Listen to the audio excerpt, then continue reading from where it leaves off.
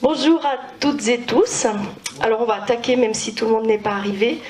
Je me permets de vous accueillir dans cet établissement, le Pré du Lac, au nom de Aurélie, qui nous accueille à chaque fois de manière tout à fait chaleureuse. Il faut savoir que la salle est mise à disposition et que le café vous a été offert par le Pré du Lac.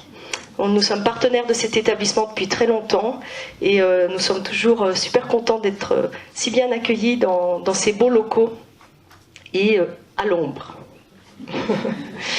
Je suis présidente de C'est pas impossible depuis 2014, date à laquelle j'ai fondé l'association qui vous invite aujourd'hui.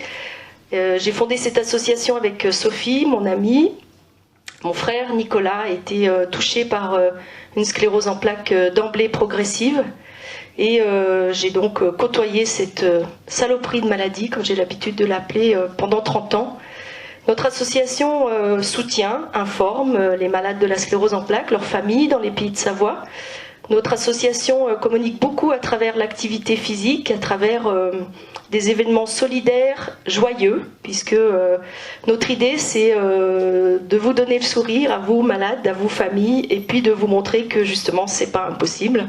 Et puis notre grande fierté est d'avoir initié l'ouverture du centre médicalisé d'accueil de Saint-Joriot, la Maisonnée du Lac, puisqu'en fait, suite à la création de notre association, nous avons rencontré le département qui a tout de suite mis, on va dire, le pied à l'étrier de ce projet. Et puis, le département étant prêt à cofinancer cet établissement médicalisé, le ministère de la Santé a lui aussi mis le pied à son étrier. Donc aujourd'hui, la Maisonnée du Lac, qui est, je remercie Marianne d'être présente, donc qui est là, sous la houlette de Marianne, cadre à l'établissement. L'établissement accueillera en 2023 50 lits, 50 malades, à temps plein, en court séjour ou en hôpital de jour. Et actuellement, il y a 12 malades qui sont là depuis mars 2020. C'est notre grande fierté parce que c'était vraiment un besoin... Enfin, il n'y a même pas besoin de le dire, quoi. 1700 malades dans les pays de Savoie. Même si tout le monde n'a pas besoin d'être accueilli dans un établissement médicalisé, il fallait absolument qu'un centre de ce type ouvre parce qu'à 40 ans, il n'est pas admissible que l'on soit admis en maison de retraite ou qu'on soit déraciné et accueilli dans une région telle que la Bourgogne-Franche-Comté, même si le vin y est bon. Voilà, donc cet établissement a ouvert en mars et cet établissement... c'est vraiment quelque chose qu'on a porté avec nos tripes. On est vraiment très très heureux que cela ait pu aboutir et on est surtout très heureux en tant qu'association de participer à la vie de l'établissement. C'est 4 millions d'euros par an de budget financé par le département et le ministère de la Santé. Et notre association, c'est pas impossible, mais la cerise sur le gâteau, puisque nous finançons des activités, nous finançons des projets culturels, nous finançons des sorties Joëlette et voilà, nous aidons les malades à avoir un cadre de vie agréable loin du domicile. Ce matin, nous avons des intervenants de choix. Ça fait très longtemps, hein, ça fait plus de 2 ans qu'on n'a pas eu ce type d'événement, donc on est vraiment là aussi très très content de redémarrer. Donc nous commencerons par Dr Morel, qui est neurologue au centre Annecy-Genevois, qui est à mon sens une pointure dans tout ce qui touche à la sclérose en plaques. Elle vous fera un topo sur les actualités, les traitements. Nous ferons une pause et puis ensuite nous parlerons de l'éducation thérapeutique du patient, qui s'adresse essentiellement aux nouveaux diagnostiqués depuis moins de 5 ans. Et puis le centre Prisma, qui fait aussi partie du dispositif avec le centre d'accueil de la Maisonnée du Lac, qui est en fait un point info. Dans la matinée, nous ferons une pause. Donc ce qu'on vous propose, c'est voilà, d'écouter les intervenants et puis de vraiment faire part de vos questions pour que vous quittiez cette salle en vous disant ben voilà, j'ai les infos dont j'ai besoin. Et puis éventuellement, si vous voulez partager des expériences de vie, n'hésitez pas, le micro vous est ouvert. Merci beaucoup. Je laisse la parole à Dr Morel. Et puis, une petite info peut-être. La matinée est filmée, donc soyez beaux, comme d'habitude, j'ai envie de dire. Parce qu'il y a des gens qui ne peuvent pas participer. Donc, nous avons l'habitude de filmer ces conférences et de les publier sur un compte YouTube. Donc, vous pourrez aussi revoir ça à tête reposée. Je laisse la parole à Dr Morel. Merci à tous.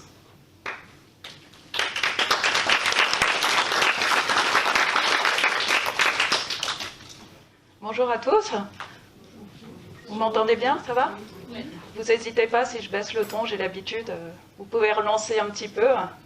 Merci beaucoup de m'avoir proposé ce challenge quand même, parce que les actualités dans la sclérose en plaques en 2022, il y en a eu pas mal. Et puis il fallait brosser un petit peu 2021, parce que quand même, ça fait un petit moment qu'on n'a pas eu le temps de vous informer. Je vais essayer d'être le plus simple possible. Après, s'il y a des questions, vous n'hésitez pas à m'interrompre. L'idée, ça sera peut-être de faire en fin de matinée vraiment un point en question avec tous les intervenants. Donc on aura un long moment pour échanger. Je vais refaire un petit peu les choses classiques, les causes de la maladie, la clinique de la maladie, les traitements. Un petit point Covid, j'aurais du mal de passer à côté de ça. Alors, je vais essayer de simplifier, il y a pas mal de choses écrites, il y a pas mal de schémas qui sont compliqués. L'idée, c'est d'avoir les idées les plus simples possibles. Vous savez que la sclérose en plaques, c'est une maladie où il existe un déséquilibre du système immunitaire qui va être responsable de lésions tissulaires dans la sclérose en plaques, de lésions à la fois les plaques, entre guillemets, mais aussi de la dégénérescence. C'est une maladie qui est très liée à ce qu'on appelle le lymphocyte T, qui est une des molécules de l'immunité. En fait, il y a plusieurs lymphocytes T, et c'est en particulier les lymphocytes T CD18 qui vont être largement majoritaires, qui vont créer directement une toxicité sur les cellules du système nerveux, et qui vont aussi avoir la capacité de se transformer en des cellules, ce qu'on appelle mémoire, qui crée une espèce de veille inflammatoire, donc une inflammation un peu chronique à bas bruit dans la maladie. On a aussi une augmentation des lymphocytes T CD4, qui sont à la fois directement toxiques aussi pour le système nerveux, et qui vont aussi faire des agrégats, en particulier dans les formes progressives, et pouvoir produire des molécules qui créent de l'inflammation. Ce qui est beaucoup plus récent, mais qui commence à faire quelques années, c'est la découverte aussi du rôle des lymphocytes B, qu'on pensait simplement annexes au départ dans la maladie, et qui ne sont pas si annexes que ça, parce qu'ils peuvent interagir avec toutes les autres cellules, ils peuvent présenter les antigènes à toutes les autres cellules immunitaires, et ils ont probablement aussi une part importante dans les formes progressives. Et de façon... Toutes ces cellules de l'immunité ne sont pas censées être dans le système nerveux, donc il y a une perméabilité anormale en fait, de la barrière qui est physiologique entre le sang et le cerveau qui va être touchée. Ce qui fait que les cellules immunitaires traversent les vaisseaux sanguins alors qu'elles ne devraient pas se retrouver dans le système nerveux. Et on a vu de manière plus récente qu'il y a aussi des anomalies dans les méninges, dans ce qu'on appelle les plexus, qui sont les structures qui produisent le liquide céphalorachidien. Donc c'est quelque chose qui est assez complexe. Ce déséquilibre, il est lié à plein de facteurs. Il y a un terrain génétique, qui n'est pas une maladie génétique directement transmise, mais il y a quand même un terrain qui explique qu'il y a plusieurs personnes, parfois dans les familles, qui sont atteintes. Et il y a également des facteurs d'environnement. On a en fait des dizaines et des dizaines de facteurs, d'où le schéma un peu complexe. Ce qui est intéressant surtout, c'est que ces facteurs-là, il n'y en a pas un seul qui crée la maladie, qui est la cause. C'est tous ensemble qui font qu'à un moment donné, on peut développer cette maladie. Et c'est aussi le fait que ces facteurs arrivent à un moment bien déterminé dans la vie qui va expliquer ça. Je ne recite pas les facteurs classiques, la vitamine D, le BV, les histoires d'ensoleillement avec les gradients nord-sud. Il y a d'autres facteurs infectieux, le tabagisme qui est un facteur aussi important, le surpoids dans l'enfance. Voilà. Donc il y a beaucoup de choses qui se trament. Tout l'enjeu, c'est d'essayer de mieux comprendre en fait tous ces mécanismes immunitaires, parce que mieux on les comprend, plus on va pouvoir développer des thérapeutiques qui vont être ciblées sur la maladie. Et l'enjeu, c'est d'essayer de comprendre quel pourrait être le facteur, entre guillemets, premier, qui arrive et qui fait que ça propulse un petit peu toute la cascade de l'inflammation. Un petit peu le starter des choses. Globalement, il y a un terrain génétique sous-jacent et on se demande s'il n'y a pas quelque chose qui, à un moment donné, déclenche tout. Et c'est un petit peu ce que vous avez dû voir passer dans la presse récente, c'est toute la question de l'Epstein-Barr virus. Alors c'est un lien qu'on connaît depuis 20-30 ans dans la sclérose en plaques, où on sait que le fait d'être positif à l'Epstein-Barr, ce qui est quand même le cas de 90-95% de la population générale, mais de 100% de la population CEP, le fait d'être positif augmente forcément le risque un jour de développer une CEP. Mais ce n'est pas le seul facteur. Alors pourquoi l'Epstein-Barr, un petit rappel, c'est un virus qui fait partie de la classe des RPS virus. À partir du moment où on a cette infection, soit on a des symptômes, ce qu'on appelle la mononucléose infectieuse, mais soit le plus souvent, il n'y a pas de symptômes en fait. Et comme je vous disais, c'est vraiment très classique, ça fait partie de tous les virus qu'on a dans l'enfance et l'adolescence. Alors pourquoi il y a eu autant de bruit sur l'Epstein-Barr virus ces dernières semaines? C'est qu'il y a eu cette étude qui est sortie, qui est une étude quand même intéressante dans sa façon d'analyser les choses pour essayer de comprendre la temporalité qu'on pourrait avoir surtout entre l'infection Epstein-Barr et la sclérose en plaques, parce que finalement, qu'il y a un lien, ça on le savait, mais ça renforce un petit peu l'idée que ça peut participer à ces facteurs un petit peu déclenchants initiaux. Donc c'est 10 millions de personnes qui sont suivies aux États-Unis, à qui, c'était dans l'armée en fait, à qui on fait des dépistages réguliers en sérologie, donc en taux sanguin pour certains virus, plusieurs virus, dont l'Epstein-Barr, et on les suit pendant des années, et on voit à un moment donné qui développe quelle maladie, et ce qui a un lien ou pas avec les sérologies et les changements de sérologie. Il y a 950 personnes dans cette population qui a développé une sclérose en plaques. Ce qu'il faut savoir, c'est que les patients qui vont développer une sclérose en plaques vont avoir un taux d'anticorps EBV qui est plus important déjà que les autres personnes, alors qu'il n'y a pas de différence de taux d'anticorps pour les autres virus, donc ça c'est déjà intéressant. Typiquement le CMV qui est un autre herpès virus. Ce qu'il faut savoir aussi, c'est qu'il y a le fait de devenir positif à l'EBV augmente le risque de développer ultérieurement une sclérose en plaques. Donc ça renforce les données qu'on connaissait déjà, un facteur au moins de 30 fois plus que quelqu'un qui ne développera pas l'EBV, et que ce n'est pas augmenter ce risque avec les autres virus. Donc ça renforce aussi ce lien-là. Donc ça assoit un petit peu des données qu'on connaissait. L'intérêt, c'est qu'ils ont aussi extrait une population de personnes qui n'avaient pas l'EBV, qu'ils ont surveillé, et cherché ceux qui développaient la sclérose en plaques, pour pouvoir, a posteriori, regarder est-ce qu'il y a une temporalité entre la positivisation du virus EBV et puis la maladie. On sait qu'en moyenne, il y a à peu près un délai de 7,5 années pour faire cette maladie. Mais ce qui va un petit peu plus loin, c'est qu'ils ont essayé, puisqu'il y a probablement un lien de temporalité, de comprendre pourquoi, et ils ont dosé ce qu'on appelle les neurofilaments, qui sont des petits bouts de neurones, des petits bouts de cellules quand les neurones ont été détruits. Et on s'aperçoit qu'en fait, ces neurofilaments augmentent chez les personnes qui vont un jour développer la CEP par rapport aux autres. Donc ça montre probablement qu'il y a déjà un lien assez précipitant de l'EBV dans le développement de la maladie. Et ça montre aussi qu'il y a une temporalité parce que il y a un délai, par rapport à d'autres patients, d'augmentation de ces neurofilaments, ce qui nous fait aussi suspecter certains mécanismes aussi dans la maladie, dans l'inflammation. Bien sûr, les gens qui ne développeront pas de sclérose en plaques n'ont pas cette modification-là des neurofilaments. Donc les intérêts de cette étude, c'est déjà de remontrer finalement qu'il y a un lien, mais ça on le savait, entre EBV et sclérose en plaques, qui n'est pas un lien causal. Si j'ai l'EBV, j'ai une sclérose en plaques, sinon 95% de la population aurait la sclérose en plaques. Mais c'est de montrer qu'il y a ce facteur de risque. On le sait que globalement, l'EBV, sa molécule, sa structure, elle est très proche en fait de la molécule de myéline. Donc c'est pour ça qu'à un moment donné, le système immunitaire qui se développe contre l'EBV va reconnaître de façon un peu déviante des molécules qui sont proches, dont les molécules de la myéline et donc la sclérose en plaques. Pour aller un petit peu plus loin, ça nous dit que s'il y a des neurofilaments, peut-être ça peut être un marqueur, c'est un marqueur sur lequel on travaille de toute façon, mais peut-être ça peut être quelque chose qui pourrait nous dire, nous signaler qu'il va y avoir peut-être une poussée assez dans les semaines ou dans les mois à venir si ce taux-là augmentait, si on le surveillait chez nos patients. Donc ça peut être un marqueur.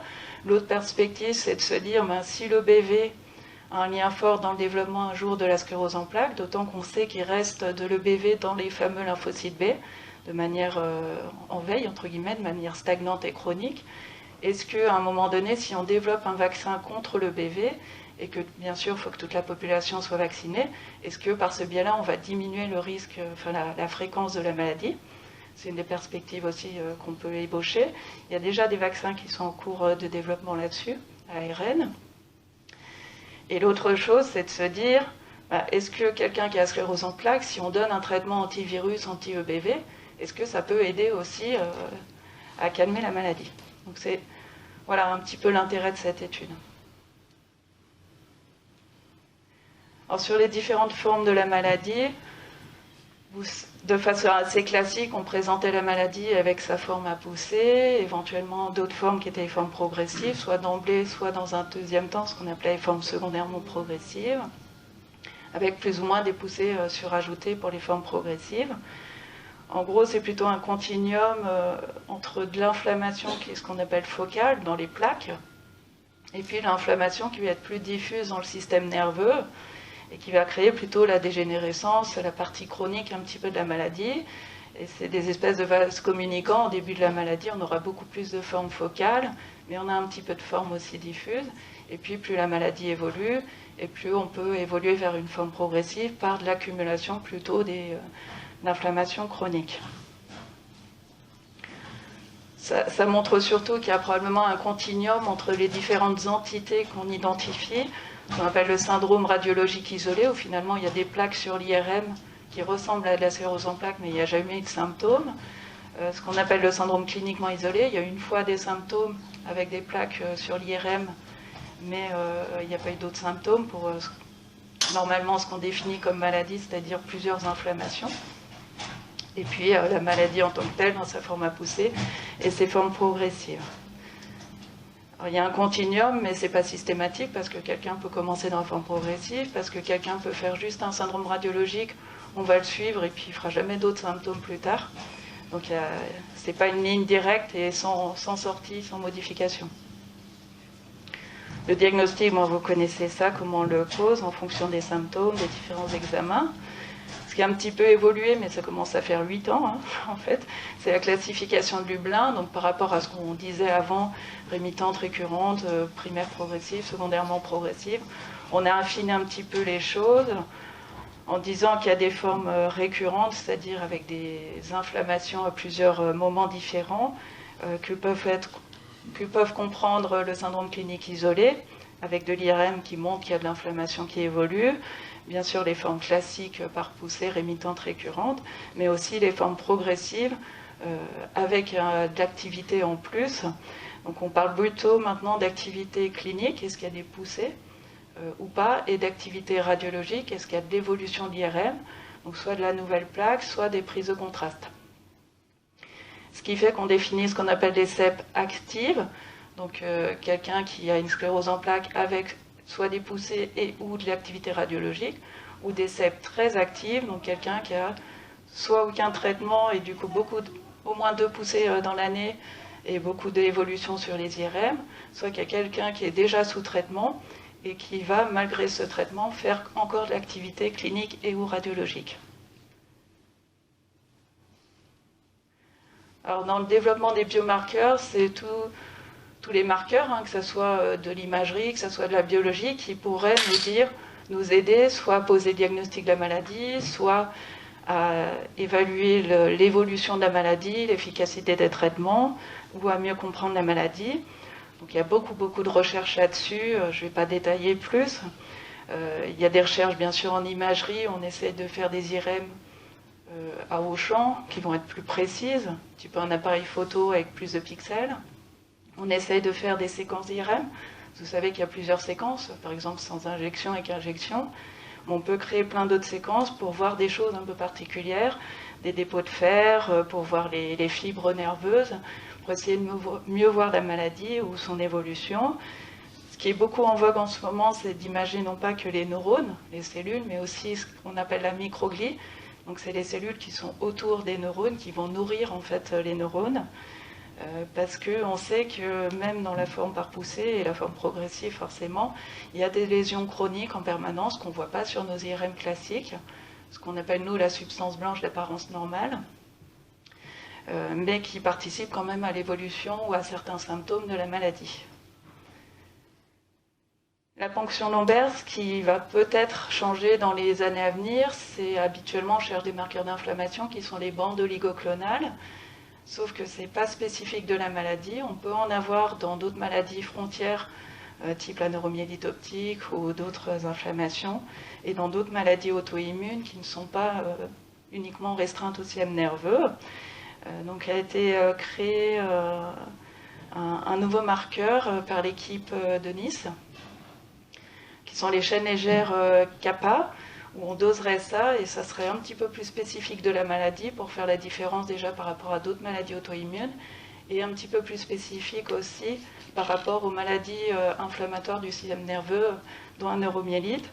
Donc toute la question aussi, c'est quel va être le seuil retenu pour dire je retiens inflammation, pas inflammation, est-ce que ça fait plutôt sclérose en plaques ou pas. Et ça, c'est quelque chose peut-être qui va évoluer. Dans les marqueurs sanguins, ce qui est beaucoup testé actuellement, c'est bien sûr les neurofilaments, on en a parlé tout à l'heure, qui sont des marqueurs en fait de l'activité du neurone, de l'axone, donc qui sont corrélés à l'activité inflammatoire et aussi à l'atrophie. Et puis on a des marqueurs plus sur ces cellules gliales autour des neurones, en particulier les GFAP, qui sont corrélés justement au score EDSS, qui est le score d'activité clinique, et puis au risque de conversion vers une forme progressive.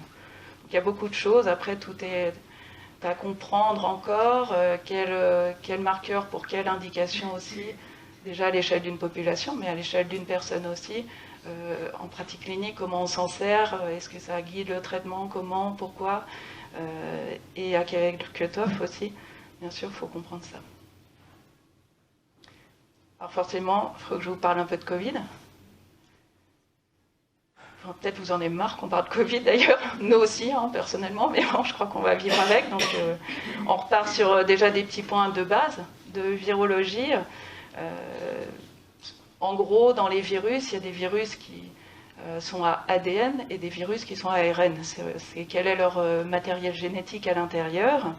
Dans ces virus à ADN et à ARN, à chaque fois, il y a des virus qui sont nus, et puis il y a des virus qui ont éventuellement une enveloppe. Le coronavirus, c'est un virus à ARN et qui a une petite enveloppe, qui est cette enveloppe en couronne, là, que vous avez vu en photo partout. Mais il y a d'autres virus comme ça, typiquement dans les virus ARN, les rhinovirus, hein, du rhume. Dans les virus à ADN, les herpès, les varicelles, les papillomas. Donc, voilà, un petit peu la classification des virus. Donc les coronavirus, en gros, un virus, il ne peut pas vivre tout seul. Il faut qu'il soit dans un hôte, sinon il meurt. Donc il cherche des hôtes entre les espèces. Hein. La plupart du temps, c'est des hôtes qui sont animaux, mais on héberge aussi un certain nombre de virus en nous. Les coronavirus, en particulier pour le SARS-CoV-2, étaient hébergés dans les chauves-souris. Et de temps en temps, le virus, son but, puisque c'est de survivre, si l'espèce n'en veut plus, c'est d'essayer de se développer pour aller dans d'autres espèces, donc de franchir des espèces, ou de se développer en mutant.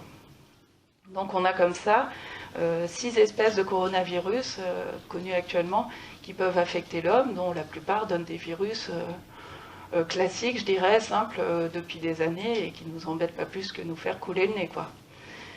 Et puis il y a 3 coronavirus qui ont donné des formes beaucoup plus compliquées, le SARS-CoV, donc le numéro 1, le MERS-CoV, et puis le SARS-CoV-2 qu'on connaît depuis fin 2019 maintenant.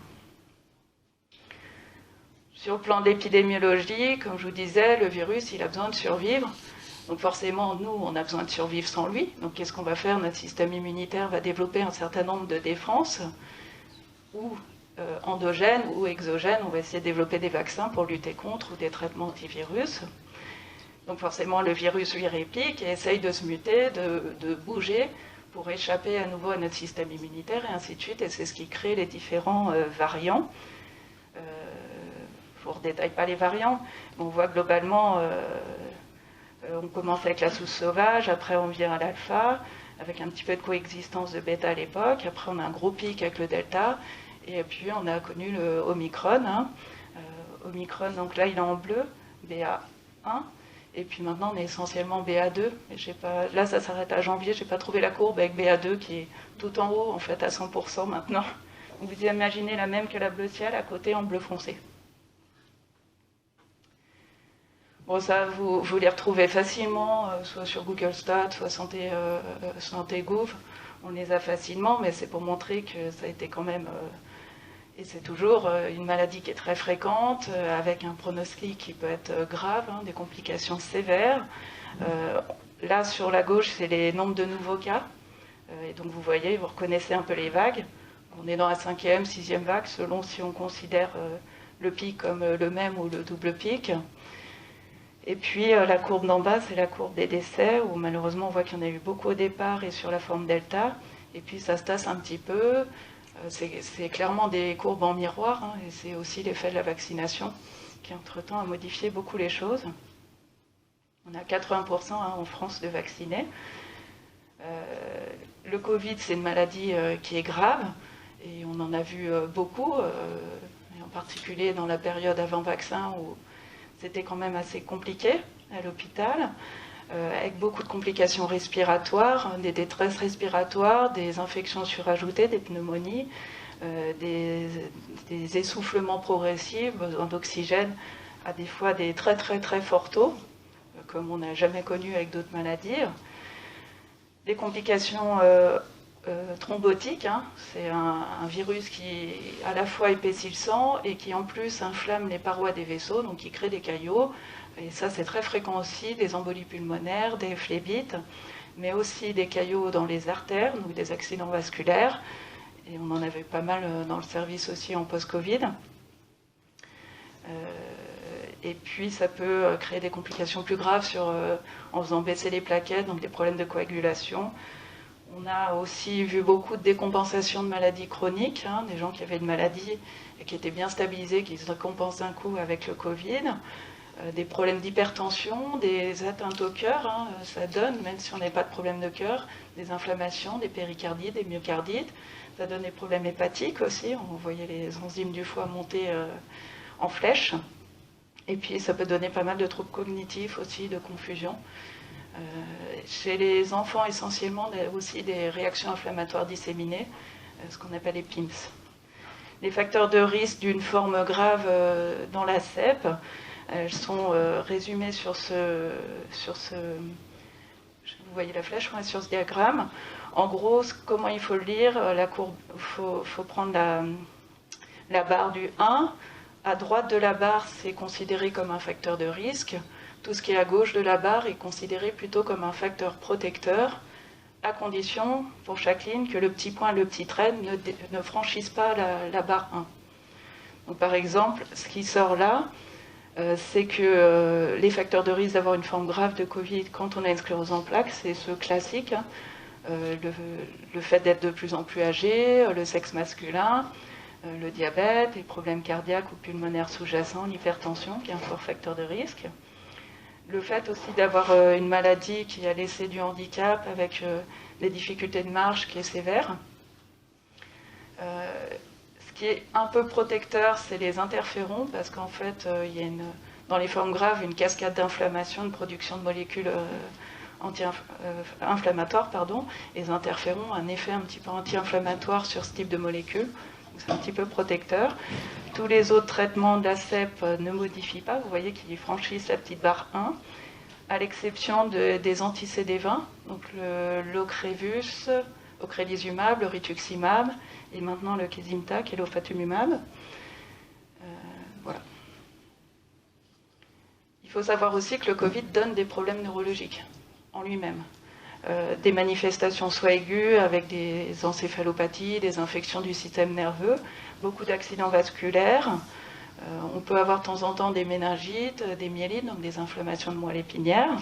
Ça peut donner aussi des atteintes sur les nerfs dits périphériques, donc en particulier des décompensations de myasthénie, des Guillain-Barré, donc des choses qu'on connaît un petit peu pour n'importe quel virus, mais qu'on a vu aussi de manière assez fréquente dans cette maladie-là. Et surtout, ça donne des problèmes chroniques aussi, le corona. je ne parle pas des problèmes chroniques autres, mais typiquement, quand on a une inflammation majeure dans les poumons, on a des gens qui gardent des insuffisances respiratoires, qui gardent des essoufflements extrêmement prolongés ou persistants, malheureusement. Dans les problèmes plus neurologiques, on a des Covid longs avec essentiellement de la fatigue, des troubles attentionnels, des troubles un petit peu cognitifs, de mémoire, des douleurs musculaires. Ça peut être des persistances de perte de goût, de perte d'odorat. Alors c'est pas exactement neurologique parce qu'en fait c'est plus les cellules nerveuses en dehors du système nerveux, mais bon, c'est assez proche. Ça donne pas mal de troubles du sommeil persistants aussi, et des troubles neuropsychiatriques avec des anxiétés, des troubles dépressifs. Si on regarde maintenant le vaccin, je n'ai pas résumé toutes les études parce qu'il faudrait rentrer beaucoup plus en détail. Croyez-moi sur parole si vous voulez, mais je peux vous le prouver sinon. Globalement, l'ensemble des vaccins diminue, et c'est ce qui a été recherché à la base, le nombre de formes graves, et donc d'hospitalisation, d'admission en soins intensifs et bien sûr de décès, la forme la plus grave, forcément. Mais ça diminue aussi la charge en virus, donc le nombre de virus qu'on a à l'intérieur de nous, donc forcément la transmissibilité, puisque plus on va avoir de charge virale, plus on peut transmettre et être contagieux. Globalement, les efficacités, alors ça c'est surtout sur les souches originales, parce que ça change en permanence aussi en fonction des souches. On est à plus de 90% pour les vaccins ARN, on est à plus de 70% pour les vecteurs adénovirus. Et puis pour le nouveau, qui est une protéine recombinante, le Novavax, on était sur les souches originales à plus de 90% aussi, on est beaucoup plus bas sur les souches actuelles en efficacité. Ce qu'il faut savoir aussi, c'est que l'Omicron a mis un petit peu de difficulté dans les choses, puisque la réponse immunitaire est un petit peu plus faible. Ce qui se compense aussi avec le nombre de formes graves qui est un petit peu moindre. Et, il est plus contagieux, mais finalement, il se répand partout. On donne un petit peu moins de formes graves et on garde quand même un petit peu d'efficacité vaccinale. Certaines populations ont une diminution aussi de la réponse au vaccin, en particulier les gens qui sont très immunodéprimés, les patients greffés, les chimiothérapies, et pour ce qui nous concerne, un petit peu la sclérose en plaques et le fingolimod. Fingolimod diminue un petit peu la réponse vaccinale sur les études. Pour autant, finalement, on l'a vu tout à l'heure, il n'y a pas forcément plus de formes plus graves, contrairement aux anti-CD20. Je vous ai pas montré, mais il y a des pondérations, c'est-à-dire que dans les facteurs de risque qu'on a vu tout à l'heure, il y en a qui sont assez proches, vous voyez, de la courbe, donc qui sont des petits facteurs de risque ou des petits facteurs protecteurs, et il y en a qui s'éloignent beaucoup plus de la courbe, avec des traits qui sont plus serrés, qui sont beaucoup plus à risque. Les effets indésirables des vaccins, forcément comme tout vaccin des allergies, mais c'est très rare. Pour les vaccins à ARN, globalement les effets indésirables, comme on injecte quelque chose qui va stimuler le système immunitaire un petit peu comme le virus, on s'attend, et c'est ce qui est prouvé là, à avoir des effets secondaires qui sont un peu ceux qu'on pourrait voir pour quelqu'un qui contracte la maladie. Sauf on voit un petit peu les mêmes, mais de façon beaucoup moins fréquente, heureusement. Et c'est ce qu'on a vu, par exemple, dans les vaccins ARN, avec des myocardites, des péricardites chez plutôt les hommes jeunes, moins de 30 ans, des hypertensions, pareil pour les protéines recombinantes, donc le Novavax. Pour les vaccins à vecteurs viraux, on a vu pas mal de thromboses, donc c'est aussi... je dirais, entre guillemets, potentiellement attendu, puisque c'est extrêmement fréquent dans le Covid. J'ai plus le chiffre en tête, mais on en a vu, on le dépistait systématiquement, tellement c'était fréquent. Alors que là, on a cet effet, mais de façon quand même rare, 1 pour 100 000. On a des toxicités neuromusculaires, mais on s'y attend aussi potentiellement, mais pareil, dans des ratios qui sont bien inférieurs à ce qu'on peut voir dans la maladie, de façon plus rare des fuites capillaires. Qui fait que toutes ces données d'efficacité et d'effets secondaires de tolérance potentielle a abouti à l'autorisation ou pas de certains vaccins en France, et on en a 5 autorisés actuellement, avec 3 classes modes d'action. En gros, pour ramener le virus, soit on met un petit bout d'ARN qui va se détruire tout de suite en fait dans notre corps, mais qui va créer une réponse immunitaire, et c'est ça qui après va persister. Donc le fameux Pfizer et Moderna, soit les adénovirus, donc là on envoie complètement un petit virus qui contient du matériel du corona pour qu'il soit reconnu par le système immunitaire. Donc c'était le mode d'action d'AstraZeneca et du Janssen. Et puis soit on envoie uniquement une protéine recombinante qui mime le virus, et c'est le cas du Novavax. En gros, tous les éléments que je vous ai présentés avant permettent de donner la place des différents vaccins. Alors forcément, ça a évolué en permanence, ça continue à évoluer parce que ça évolue en fonction des données, déjà sur l'efficacité qui se modifie par rapport aux variants, sur les effets secondaires qui se modifient avec le temps forcément aussi. Et c'est ce qui fait que, par exemple, actuellement, les rappels vaccinaux sont restreints aux vaccins ARN parce qu'ils sont un petit peu plus efficaces sur les variants actuels, parce que leur délai pour obtenir la réponse immunitaire est beaucoup plus rapide aussi. Typiquement pour un Janssen, on a un délai qui sera à plus de 3 à 6 mois pour obtenir un effet, donc on est très retardé, entre-temps on a le temps de s'infecter. Donc c'est pas forcément l'idéal par rapport à toutes les variations du virus.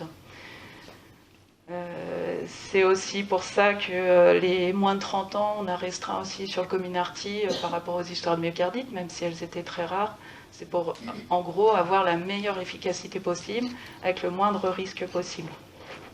Actuellement, on a même une deuxième dose de rappel, donc c'est depuis février, ça évolue tout le temps, qui est recommandée pour les personnes plus de 80 ans, pour les personnes en EHPAD, et puis pour les plus de 65 ans avec des comorbidités importantes, donc des risques de formes graves.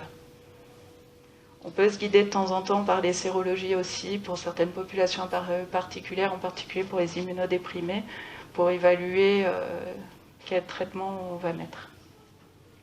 Dans les traitements du Covid, il y en a eu des tonnes, je ne les détaille pas, je laisse Raoult faire pour la chloroquine. En gros, on a testé beaucoup de molécules, il y a eu beaucoup d'échecs malheureusement aussi. Ce qui ressort par contre, et de façon certaine, et c'est ceux que je vous présente là, c'est les corticoïdes, clairement. En cas de forme sévère avec oxygène, assez précocement, on va diminuer cette invasion inflammatoire. Et puis, ce qui a été développé aussi, c'est des anticorps monoclonaux. En gros, on perfuse, on administre des anticorps qui vont remplacer le système immunitaire qui n'est pas suffisant pour se défendre en cas d'infection.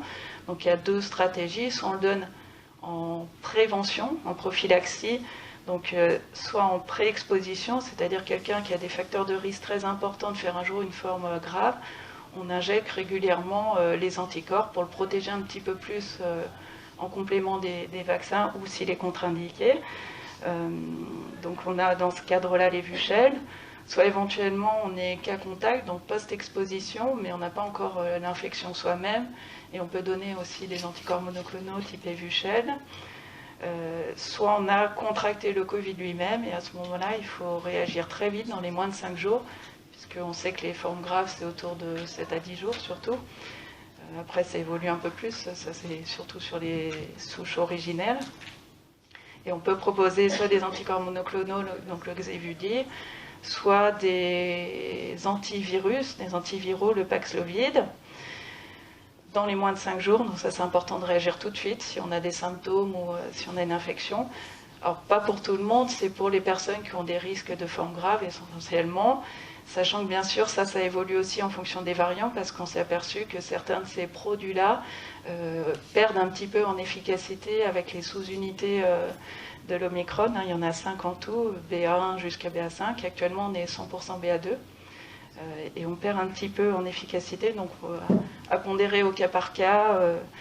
C'est des médicaments qui sont surveillés forcément parce qu'ils sont récents, qui sont pour tous quasiment en autorisation précoce. Donc c'est des dossiers spécifiques qu'on fait aux autorités de santé pour une personne donnée, pour savoir si on peut proposer ou pas le traitement.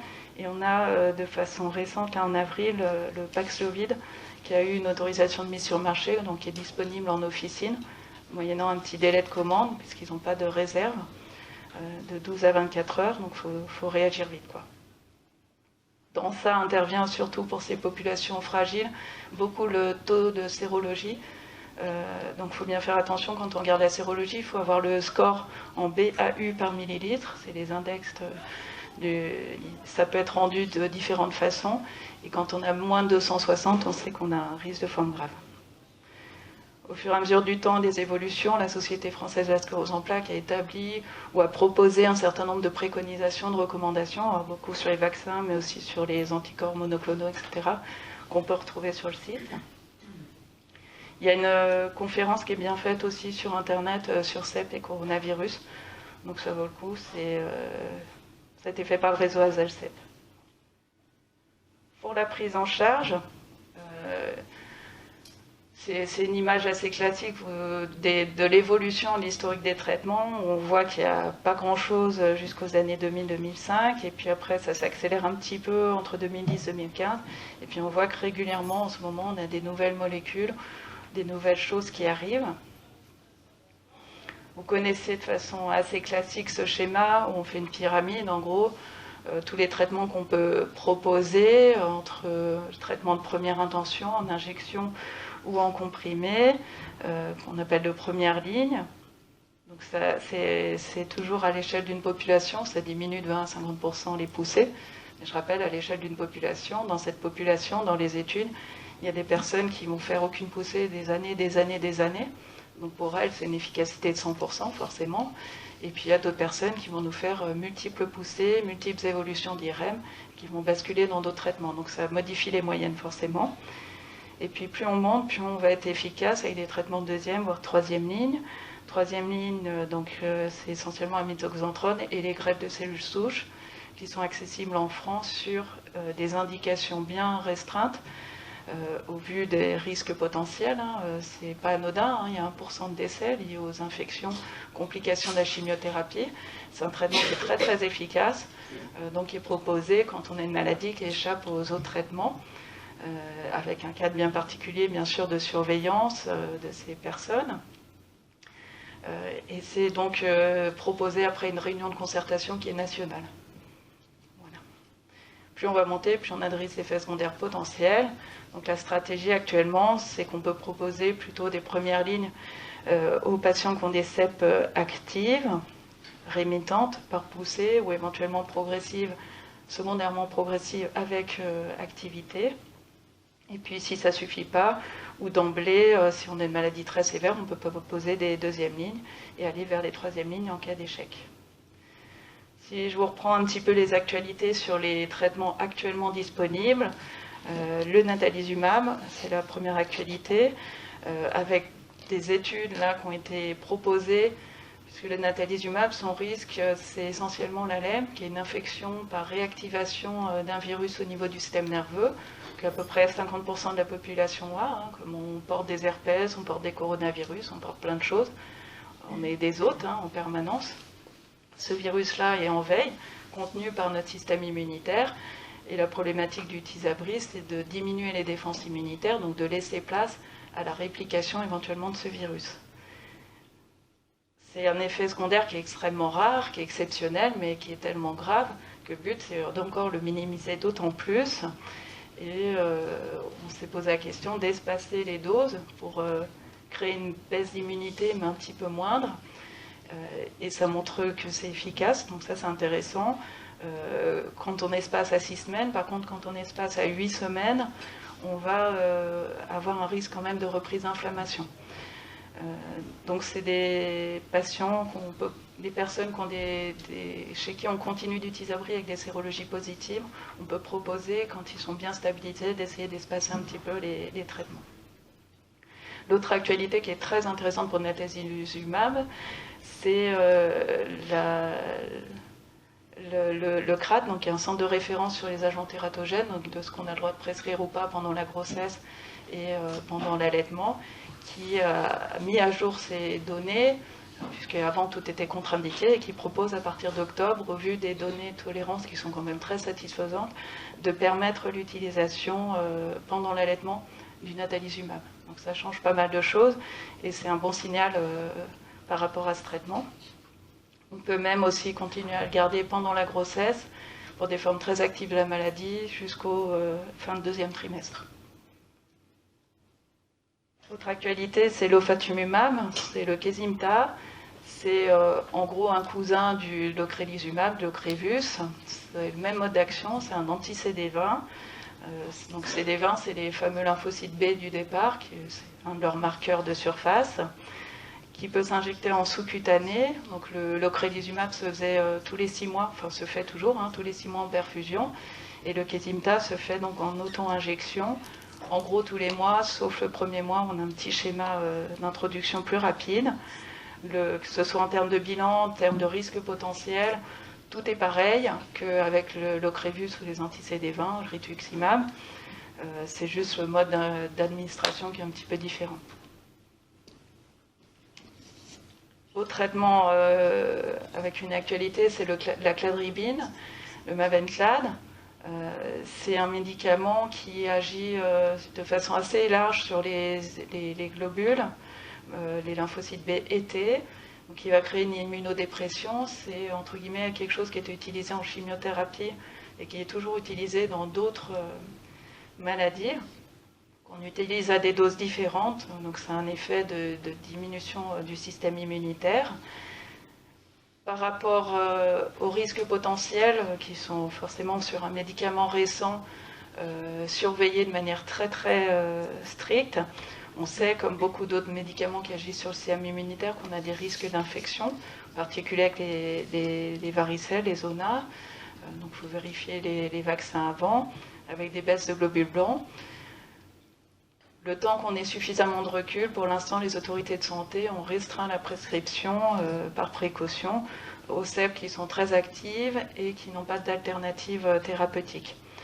Donc forcément, ça diminue un petit peu l'accès actuellement à ce traitement-là et ça modifie sa place en France par rapport à d'autres pays où probablement sa place est un petit peu plus intermédiaire que celle à laquelle on pourrait l'utiliser actuellement. Avec pour l'instant, pas forcément plus d'alerte que les autres traitements qu'on utilise sur le système immunitaire, qui forcément ont un risque d'infection aussi. Des traitements potentiellement à venir, donc j'ai fait la diapo il y a quelques semaines, j'aurais pas dû, ça a déjà changé, vous pouvez basculer dans juste avant. Celui qui est sorti là, c'est le Vumerity. Globalement, c'est comme le Tecfidera, c'est la même chose, c'est juste un petit remaniement de la molécule par le laboratoire pour essayer de diminuer les risques d'effets secondaires, en particulier digestifs. Donc ça sera le même type de prescription, le même type de surveillance, tout pareil.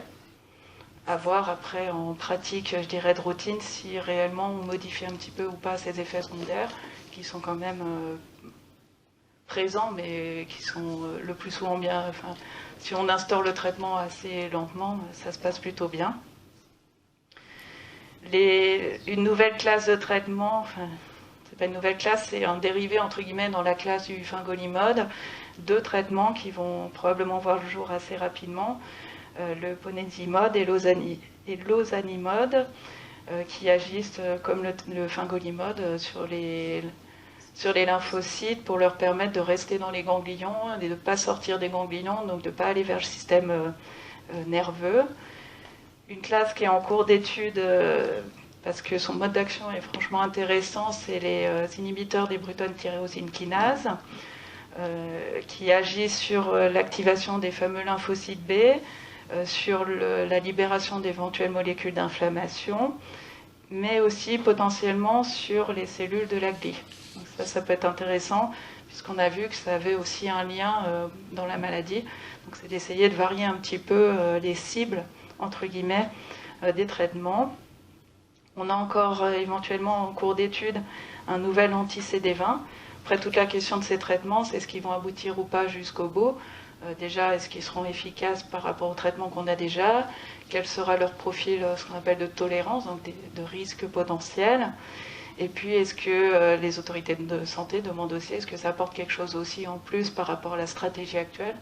Et seulement après ça, on peut avoir éventuellement mis à disposition du produit et prise en charge, remboursement du produit. Parce que qu'il ait l'autorisation d'utilisation, c'est bien, c'est clair, mais des fois, ils n'ont pas le financement, la prise en charge, parce qu'ils n'apportent pas plus, et du coup, ils ne sortent pas à la fin.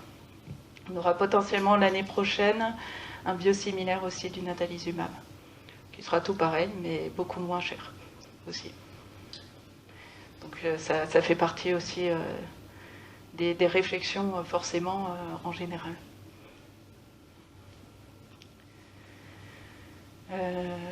Dans les traitements à venir, on a vu beaucoup les traitements de fond, donc les traitements qui agissent sur la maladie en elle-même pour essayer de limiter le risque d'inflammation, donc limiter le risque de poussée et limiter le risque de symptômes en rapport. Il y a à côté de ça beaucoup d'études forcément aussi sur les traitements pour essayer de contrer les symptômes résiduels éventuels.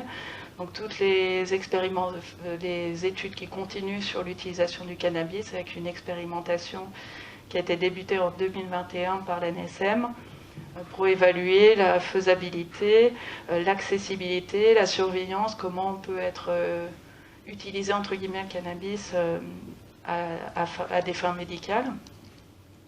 Donc ça continue, ce qui aboutira peut-être un jour en France à l'utilisation, c'est pas restreint à la sclérose en plaques, il y a les mêmes expérimentations dans la douleur, dans la céphalée migraine, dans l'épilepsie, en particulier en neurologie, mais je pense que dans bien d'autres domaines aussi. Ce qui est ressorti aussi cette année, c'est des études sur la stimulation magnétique transcrânienne. Donc on met un petit capteur à l'extérieur c'est pas un capteur, c'est un émetteur d'ailleurs, à l'extérieur du cerveau pour stimuler de façon répétitive certaines zones, et ça pourrait avoir un effet sur la spasticité, en complément bien sûr de la prise en charge rééducative.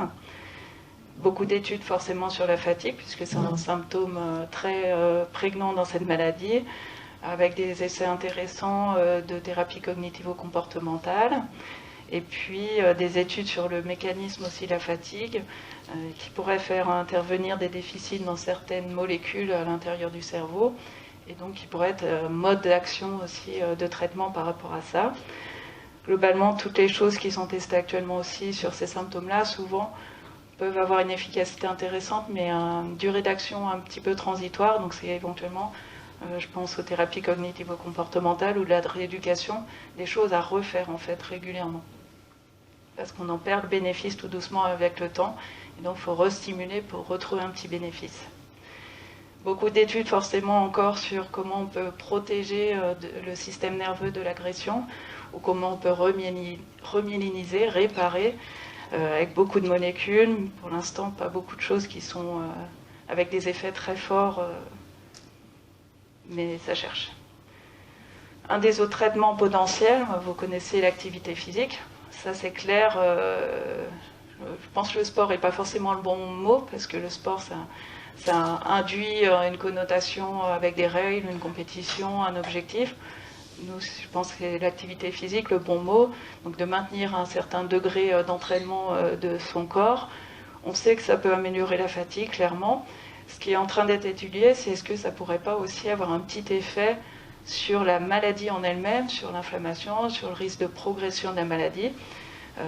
Donc ça, c'est intéressant, on va attendre les résultats. Mais ça, par exemple, a été prouvé dans la maladie de Parkinson que quelqu'un qui maintient une activité physique régulière va évoluer moins vite que quelqu'un qui n'en a pas. Donc c'est pas juste quelque chose pour compenser des symptômes, quoi. En 2022, les stratégies évoluent. Si vous voyez que le paysage thérapeutique s'étoffe de plus en plus, et le but, ça va être d'avoir des thérapeutiques les plus ciblées possibles, les plus personnalisées, pour d'emblée trouver celle qui va être efficace pour une personne donnée, avec le moindre risque. Donc on a de plus en plus de publications, on essaye de placer entre guillemets les médicaments les uns par rapport aux autres.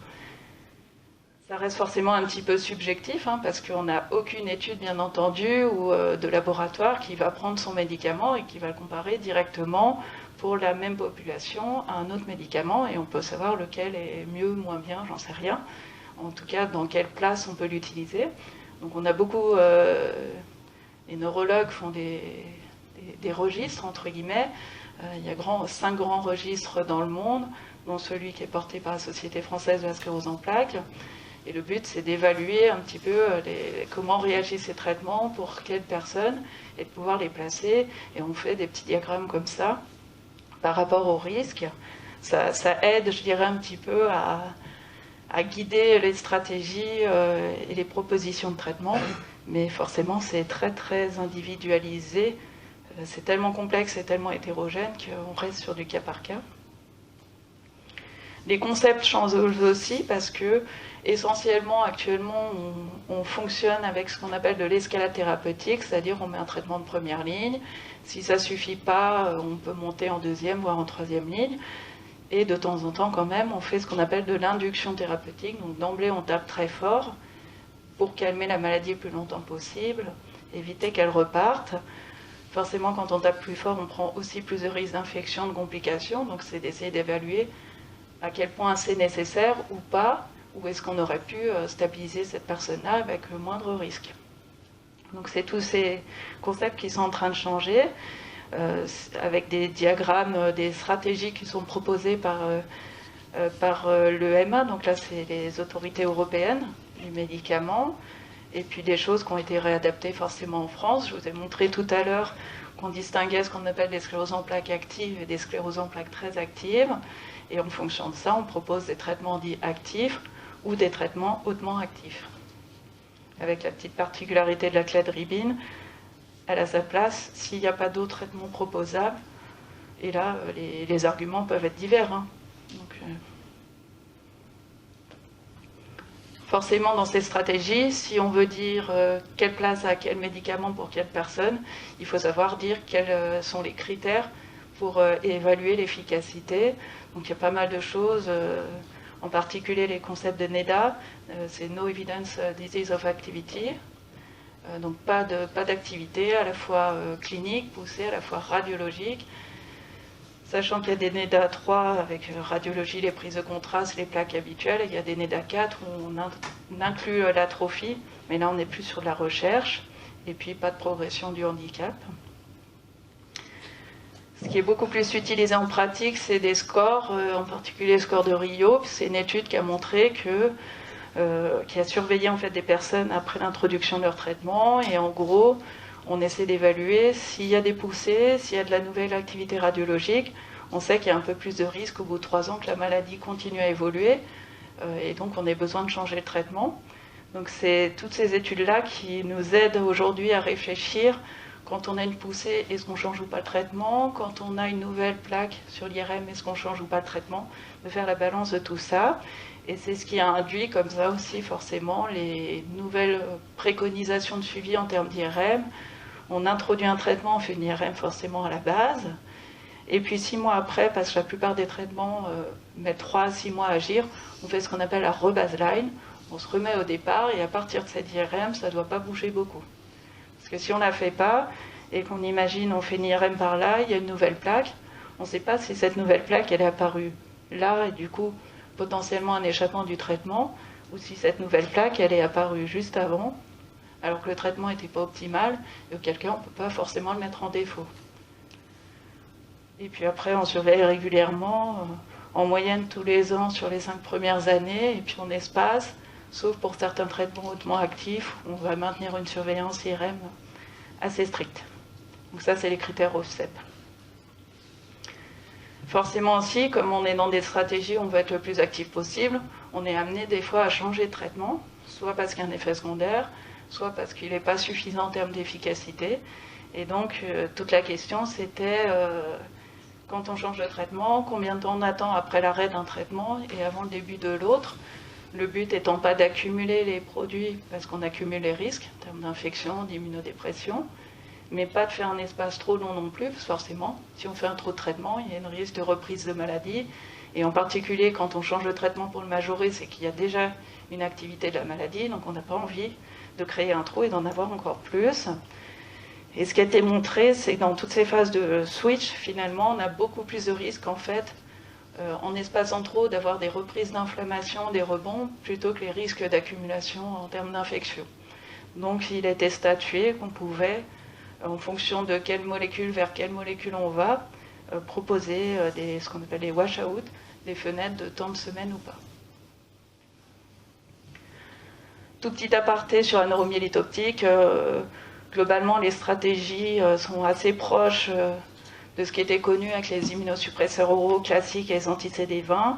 Et puis on a actuellement pour les neuromyélites aquaporine 4 3 molécules qui sont là. C'est des décisions qui se passent en centre de référence, c'est une maladie qui est assez rare.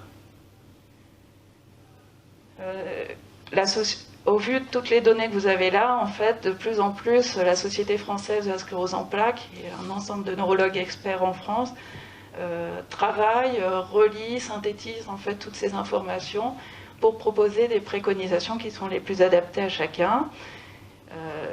Globalement, l'étude première, c'était sur les vaccinations.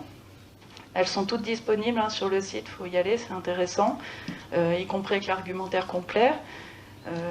En 2020 sur les infections urinaires, en 2021 sur les infections et sur ces histoires de switch que je vous ai montrées, et les plus récentes 2022 sur la grossesse.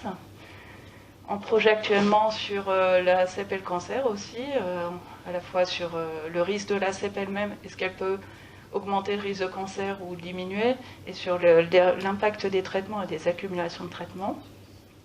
Et puis depuis 2020, c'est rajouté notre petit ami Covid avec, forcément, qui a fait beaucoup travailler la SFCEP.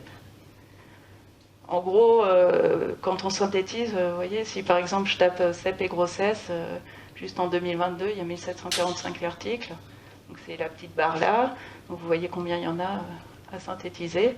Donc des gros travaux où on essaye d'établir des niveaux de preuve, certains, avec un lien établi, des arguments scientifiques très forts, des choses plus modérées et des choses qui sont plus discutables. Si je fais un petit focus CEP et infection, globalement, il y avait 4 questions. La première, c'est est-ce que certaines infections peuvent avoir une influence sur la CEP? En gros, ce qui ressort, c'est bien sûr, on en a parlé tout à l'heure, la mononucléose infectieuse. Les autres agents infectieux ne ressortent pas comme facteur de risque. Ce qui ressort aussi, c'est que d'avoir une infection peut majorer transitoirement les symptômes, ça vous le savez, c'est le phénomène du TOF. Par contre, les études sont bien plus discutables pour dire si une infection peut créer une poussée ou pas. Et bien sûr, le fait d'avoir un handicap important, une gêne importante, peut majorer le risque de complications infectieuses, en particulier respiratoires. L'autre question, c'est forcément quel est l'impact des traitements en termes de risque d'infection. Donc tout a été revu, de tout ce qui a été publié, étudié, avec les niveaux de risque de chaque traitement. Et découle de ça des bilans qu'on doit proposer avant mise en route de tel ou tel traitement, sous surveillance de tel ou tel traitement, et bien sûr les mises à jour vaccinales qui s'y associent par rapport au niveau de risque pour garder l'efficacité du traitement avec le risque le plus petit et contrôlable possible. Les recommandations 2022 ont été centrées sur la grossesse et la sclérose en plaques, et puis bien sûr les neuromyélites optiques qui sont associées. Et elles ont été publiées là, il y a quelques jours, en avril 2022. Ça assoit, et ça on le savait heureusement depuis quelques années, qu'il n'y a pas de contre-indication à une grossesse en cas de sclérose en plaques ou un allaitement, même suivi que la population générale, même préconisation en termes de déclenchement ou pas, de césarienne ou pas, de péridurale ou pas, que la population générale, donc ça dépend uniquement de facteurs obstétricaux. Pas d'IRM systématique pendant la grossesse, mais c'est possible si c'est fortement justifié, y compris de faire du gadolinium si c'est justifié. Possibilité, pareil, de faire des bolus de corticoïdes pendant la grossesse ou pendant l'allaitement, bien sûr si c'est justifié aussi. Le but, c'est d'avoir le moins de traitement possible pendant la grossesse. Ce qui ressort aussi, c'est que toutes les études qui ont été faites sur les médicaments pour la prévention des complications du postpartum donne assez peu de résultats intéressants. Ça n'a pas forcément d'intérêt de mettre des immunoglobulines, des corticoïdes après la grossesse pour essayer d'éviter les rebonds d'inflammation post-grossesse. Ce qui est surtout important, c'est de reprendre tout de suite le traitement de fond. Et du coup, je ne vous les détaille pas, mais il y a un certain nombre de préconisations aussi pour chaque traitement. Est-ce qu'on peut faire grossesse ou pas sous traitement? Quand est-ce qu'on l'arrête? Combien de temps avant ou pendant? Quand est-ce qu'on le reprend? Est-ce qu'on peut allaiter ou pas? Et puis un petit point, parce que c'est bientôt la journée mondiale, c'est le 30 mai. Donc ça, c'est un petit peu loupé parce que ça se passe aujourd'hui. Mais je pense qu'il y aura peut-être des retransmissions, donc c'est pour ça que je vous les mets. Le réseau Rhône-Alpes qui centre un petit peu sur comment expliquer aux enfants. CEP Avenir, qui est notre association CEP, qui propose un webinar. Et puis, ça, je pense que Madame Omodan en parlera aussi. Une petite journée qui sera centrée aussi sur la proposition d'activité physique, la nutrition, qui se passe le 30 mai, donc lundi, après le pont de l'Ascension. Voilà, merci.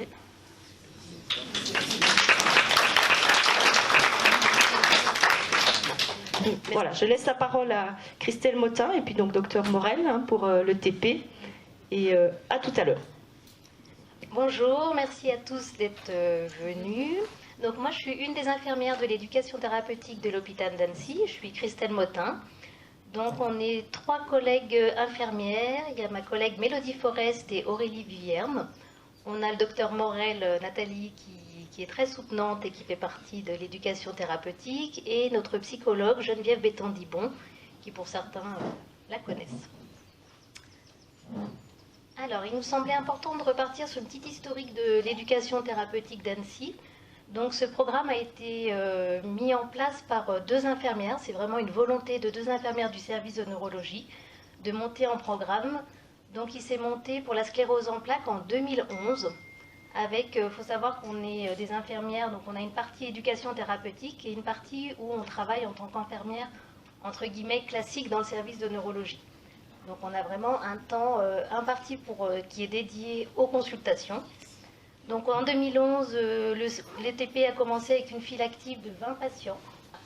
Aujourd'hui, on compte 88 patients en 2021. Donc c'est ce qu'on a pu remplir au niveau des ARS pour l'évaluation annuelle. Période hors Covid, on a eu plus de 100 patients sur l'année en consultation.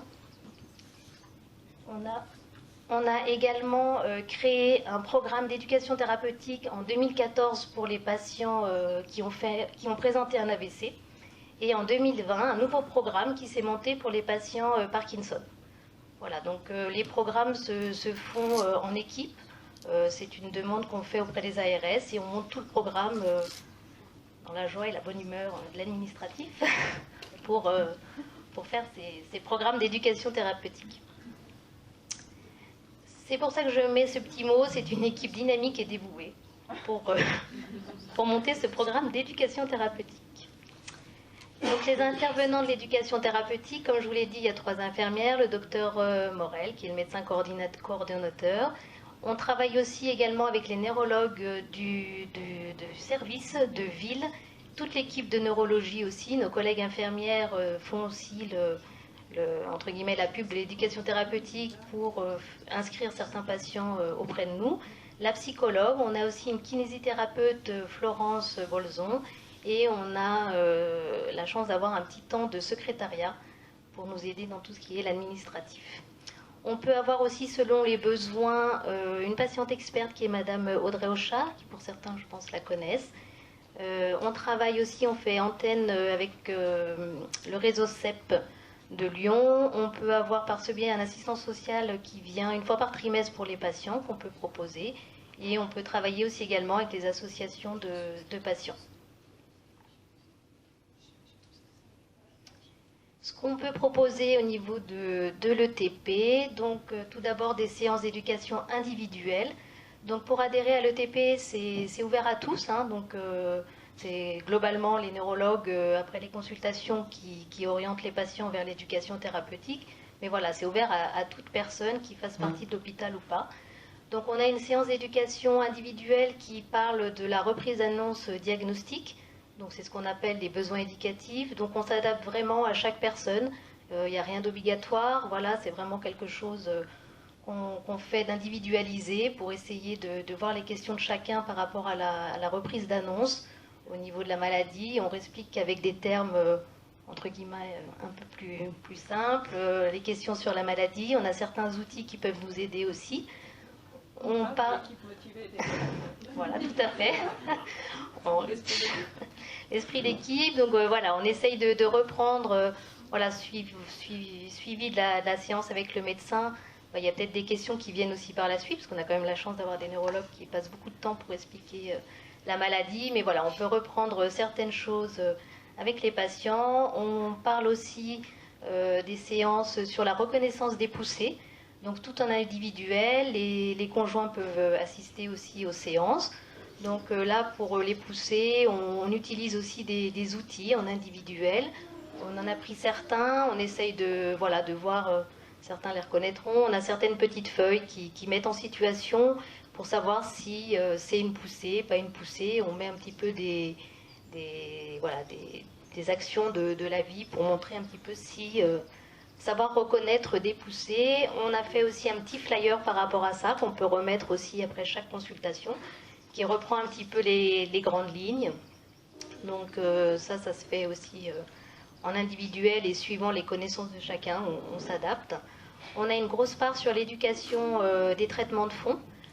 Donc là, on présente, c'est une séance qui dure une bonne heure, qui présente tous les traitements de fond, auto-injectables et traitements oraux. Et là, on accompagne les personnes qui le souhaitent pour être autonomes au niveau des injections, après qu'ils aient fait leur choix, qu'ils aient revu le neurologue. Donc on les accompagne pour être autonomes au niveau des injections, de leur présenter les traitements. On leur remet aussi tout le matériel. On fait en sorte de pouvoir prendre des nouvelles pour voir comment ça se passe par la suite, faire une évaluation au niveau des traitements. Donc là, c'est une grosse part au niveau de l'éducation thérapeutique, c'est un suivi personnalisé aussi. On prend aussi là en charge les éventuels effets indésirables, donc la plupart du temps pour les injectables, les problèmes cutanés, le syndrome pseudogrippal. Avec l'expérience, on a quelques petites techniques qu'on peut faire partager pour rendre le plus paisible possible les effets secondaires. On a aussi une possibilité de rencontrer l'entourage, les conjoints, les enfants, les proches. On a aussi des documents qui peuvent être remis par rapport aux conjoints ou aux enfants. On propose aussi en individuel des séances avec la psychologue si besoin. Donc c'est des prises en charge qui sont prises par l'éducation thérapeutique. Donc on peut proposer plusieurs séances, 1 à 2 séances, pour reprendre, pour échanger avec la psychologue si besoin, surtout après l'annonce diagnostique ou pour un choix de traitement. C'est une aide très précieuse à la fois pour nous et je pense pour les patients aussi. Depuis peu, on a de la chance d'avoir été formé à l'hypnose au niveau de l'hôpital. Donc on peut proposer aussi des séances individuelles basées sur l'anxiété.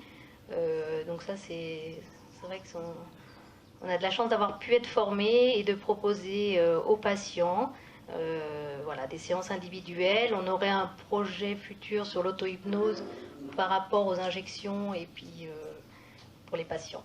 Voilà, c'est quelque chose qui viendra peut-être par la suite, mais c'est bien.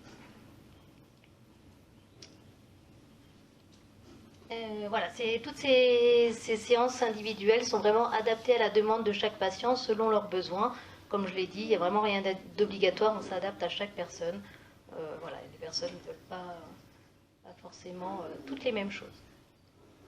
Donc les outils pour les séances individuelles, donc c'est ce que je vous ai montré. Après, on propose aussi des séances d'éducation collective par petits groupes de 5 à 8 patients. Donc on a plusieurs séances, on en a une qui se nomme Au fil de la CEP. Donc c'est une séance sur la journée qui est animée par une infirmière, un neurologue, une psychologue, une kinésithérapeute. Certains d'entre eux y ont participé. Donc les thèmes abordés lors de cette séance collective, donc on fait une petite part sur la sclérose en plaques. On parle de la maladie, des traitements. Par rapport à ça, on a un petit jeu qu'on pourra vous faire passer ou une petite démonstration. Voilà, c'est des outils qu'on utilise. C'est une cocotte qui permet de répondre à certaines questions par rapport à la maladie, au traitement, de manière un petit peu plus ludique. On parle aussi dans cette séance collective de la fatigue. Donc, par rapport à cette fatigue, on fait une petite sieste en collectif. Ça, c'est le top. Alors après, on a des outils avec la psychologue qui s'appelle le photolangage.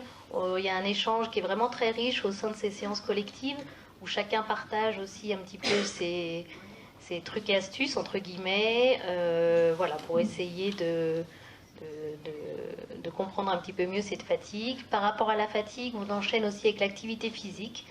Donc on a une séance qui est animée par la kinésithérapeute où on propose certaines activités physiques, des jeux de qui, des photo-expressions, pour montrer justement l'intérêt de l'activité physique pour réduire la fatigue. Donc ça, c'est des séances qu'on fait à peu près une fois par trimestre, voilà, qui est ouvert à tous aussi, qui sont généralement sympathiques sur la journée. On a créé une autre séance collective qui s'appelle la temporalité. Donc cette temporalité, elle se fait sur plusieurs séances. C'est un engagement sur au moins 3 séances collectives. Donc c'est vraiment une expression de ces représentations du temps. Comment prendre soin de son temps. Donc là, c'est toute une réflexion qui est plutôt intéressante. C'est parvenir à faire autrement, prendre d'autres chemins. Donc voilà, c'est vraiment une séance d'échange, de travail aussi constructif sur la temporalité. Et c'est une séance qui se fait voilà, sur au moins 3 séances collectives, qui est animée en lien aussi avec la psychologue. Donc ça, c'est une nouvelle séance. Donc les outils pour la séance collective, donc c'est des outils qu'on a préparés, qu'on remanie un petit peu à chaque fois. Voilà, merci. Donc ça, c'est un agenda qu'on avait mis en place par rapport à la fatigue. C'était un petit peu l'agenda de la semaine et on essayait de voir un petit peu toutes les activités énergivores. Qu'est-ce qui pouvait être déplacé, qu'est-ce qui pouvait être modifié, pour essayer de se rendre un petit peu compte de sa fatigue et de se laisser aussi, si possible, du temps pour le loisir, pour essayer d'exprimer un petit peu mieux sa fatigue et de voir ce qui est possible de modifier. En tout cas, on se fait ça en individuel la plupart du temps ou en collectif, ça dépend, pour essayer de travailler sur la fatigue qui est un symptôme très très important. On essaye de trouver ensemble des solutions. Donc ça fait partie d'un des outils. Donc, d'avoir plus d'outils qui sont imprégnés du quotidien et pratiques. C'est pas de faire une journée, on va descendre je ne sais pas combien de PowerPoint, de théorie. Le but c'est de faire de la pratique du quotidien. On ne va pas faire de la théorie sur la journée, on vous donne je ne sais pas combien de PowerPoint, voilà, avec un examen à la fin. On essaye de trouver quelles sont les questions du quotidien et avec ces questions, on essaie de faire la pratique, de trouver quelles sont les questions du quotidien et de vous mettre entre guillemets dans des situations typiquement semainier. On va essayer de voir quelles sont les activités et de voir en quoi certaines vont peut-être majorer la fatigue dans leur organisation, en quoi certaines choses peuvent être modifiées. Donc c'est vraiment un échange tout au fur et à mesure de la journée. Donc voilà, au niveau des séances collectives, on passe vraiment du temps, en tout cas pour échanger entre tous. Après l'éducation thérapeutique à Annecy, c'est aussi la participation à des réunions d'information, donc par rapport au réseau Rhône-Alpes, tout ce qui est les réunions d'information par rapport aux associations. On a espoir de refaire la journée mondiale de la sclérose en plaques sur l'hôpital. On en avait fait quelques-unes où on invitait justement les associations. C'est vrai qu'on a été un petit peu dépourvu de temps pour organiser cette année parce que, comme je vous l'ai expliqué, on travaille également dans le service. Donc ça a été un petit peu compliqué pour organiser tout ça. Mais je pense que ça reprendra. C'était quand même un échange assez sympathique au niveau de l'hôpital. Donc voilà, c'est un accès qui est libre. C'est un accès qui peut être soit par le neurologue traitant, soit par le médecin généraliste, ou sur des demandes directes du patient lui-même. On a des flyers que vous avez peut-être vus, qui ont nos coordonnées avec une éducation mail qui est commune à toutes les 3. Voilà, avec la présence d'entourage si besoin. C'est vraiment un accès libre au niveau de l'éducation thérapeutique. Voilà, donc ça c'est la page de notre flyer. Une petite phrase qu'on aime beaucoup en éducation thérapeutique. Merci. Très bien, merci beaucoup, Christelle et Nathalie. On va maintenant accueillir Fabienne. Bonjour à tous. Donc en effet, nous on est venus à deux. Donc moi je suis Fabienne Gaucher, je suis la directrice de Prisma et je suis venue avec Laura. Moi, je suis la secrétaire de Prisma, du coup. C'est pas un hasard si je suis venue avec Laura parce que on va vous présenter qui on est et Laura c'est le plus souvent la première personne que vous aurez de notre équipe, puisque c'est Laura qui répond au téléphone, puisque c'est Laura qui accueille physiquement pour les personnes qui se déplacent. Donc c'est pas juste un symbole, enfin, on est très contente d'être toutes les deux, mais c'était important aussi et ça vient dire quelque chose de notre équipe, c'est-à-dire que cette équipe, vous allez voir, je vais vous la présenter, c'est une équipe pluridisciplinaire, mais où chacun a un rôle, chacun a une fonction, chacun a aussi ce lien qui permet d'être à votre écoute, d'être à l'écoute des familles, d'être à l'écoute des malades. Voilà, donc c'était vraiment important pour moi que Laura accepte de venir ce matin. Donc merci à elle, c'est pas un exercice qu'elle aime bien, mais elle va bien s'en sortir, j'en suis sûre. Alors Prisma, on est donc, peut-être on peut revenir sur le grand titre. Hop. Vous voyez Prisma, on a beaucoup travaillé sur notre plaquette pour savoir qui on était. Prisma, on a appelé notre équipe comme ça et ça veut dire pôle ressources pour une réponse individualisée. Ces deux mots-là, ils sont vraiment, vraiment importants pour nous. À destination des personnes concernées par la sclérose en plaques et les maladies apparentées. Les personnes concernées, ça veut bien dire les personnes qui sont porteuses de cette maladie, mais aussi tous les gens qui les entourent. Comme dit Cécile, nous, on aborde vraiment les situations en se disant les personnes, même isolées, elles ont un entourage personnel, un entourage professionnel. En tout cas, c'est tout cet ensemble-là qui s'adresse à notre équipe. Et en fonction des situations, on va parfois même ne jamais rencontrer le malade, mais uniquement son entourage. Parce que l'entourage aura des questions, parce qu'il y aura peut-être des situations pas faciles à aborder et où on va essayer de les accompagner. Donc voilà. Peut-être un petit clin d'œil aussi. On a utilisé pour cette présentation, non pas un PowerPoint, mais un logiciel qui s'appelle Prezi. Prezi, c'est quelque chose, c'est un clin d'œil assez pas impossible, puisque Prezi, c'est quelque chose qu'on a réussi à développer grâce, Cécile vous a dit tout à l'heure, il y a les budgets, puis il y a la cerise sur le gâteau. Et bien ça, c'est la cerise sur le gâteau. C'est-à-dire qu'on a eu la chance d'avoir un don de C'est pas impossible il y a 2 ans déjà, et on a fait un choix pour qu'avec cette enveloppe, on accueille des étudiants en communication qui nous aident à réfléchir nos supports de communication. Et ces supports de communication, on les a utilisés et on les a pensés avec eux pour que ce soit quelque chose le plus interactif possible. Donc c'est à la fois des supports de communication, comme aujourd'hui avec un public, j'allais dire, divers. C'est aussi les outils de communication qu'on peut avoir avec nos partenaires et les professionnels.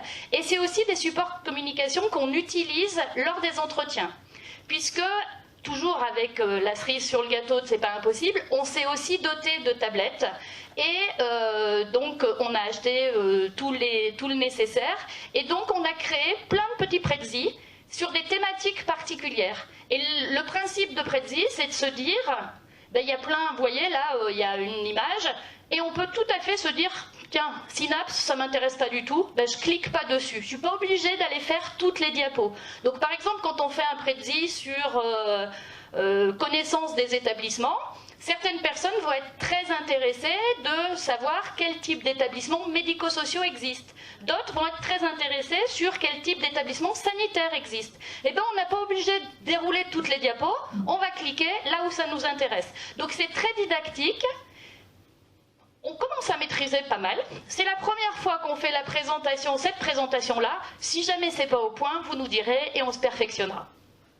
Donc Prezi nous permet de dire Prisma au centre, et vous voyez que Prisma, en fait, il y a 2 logos.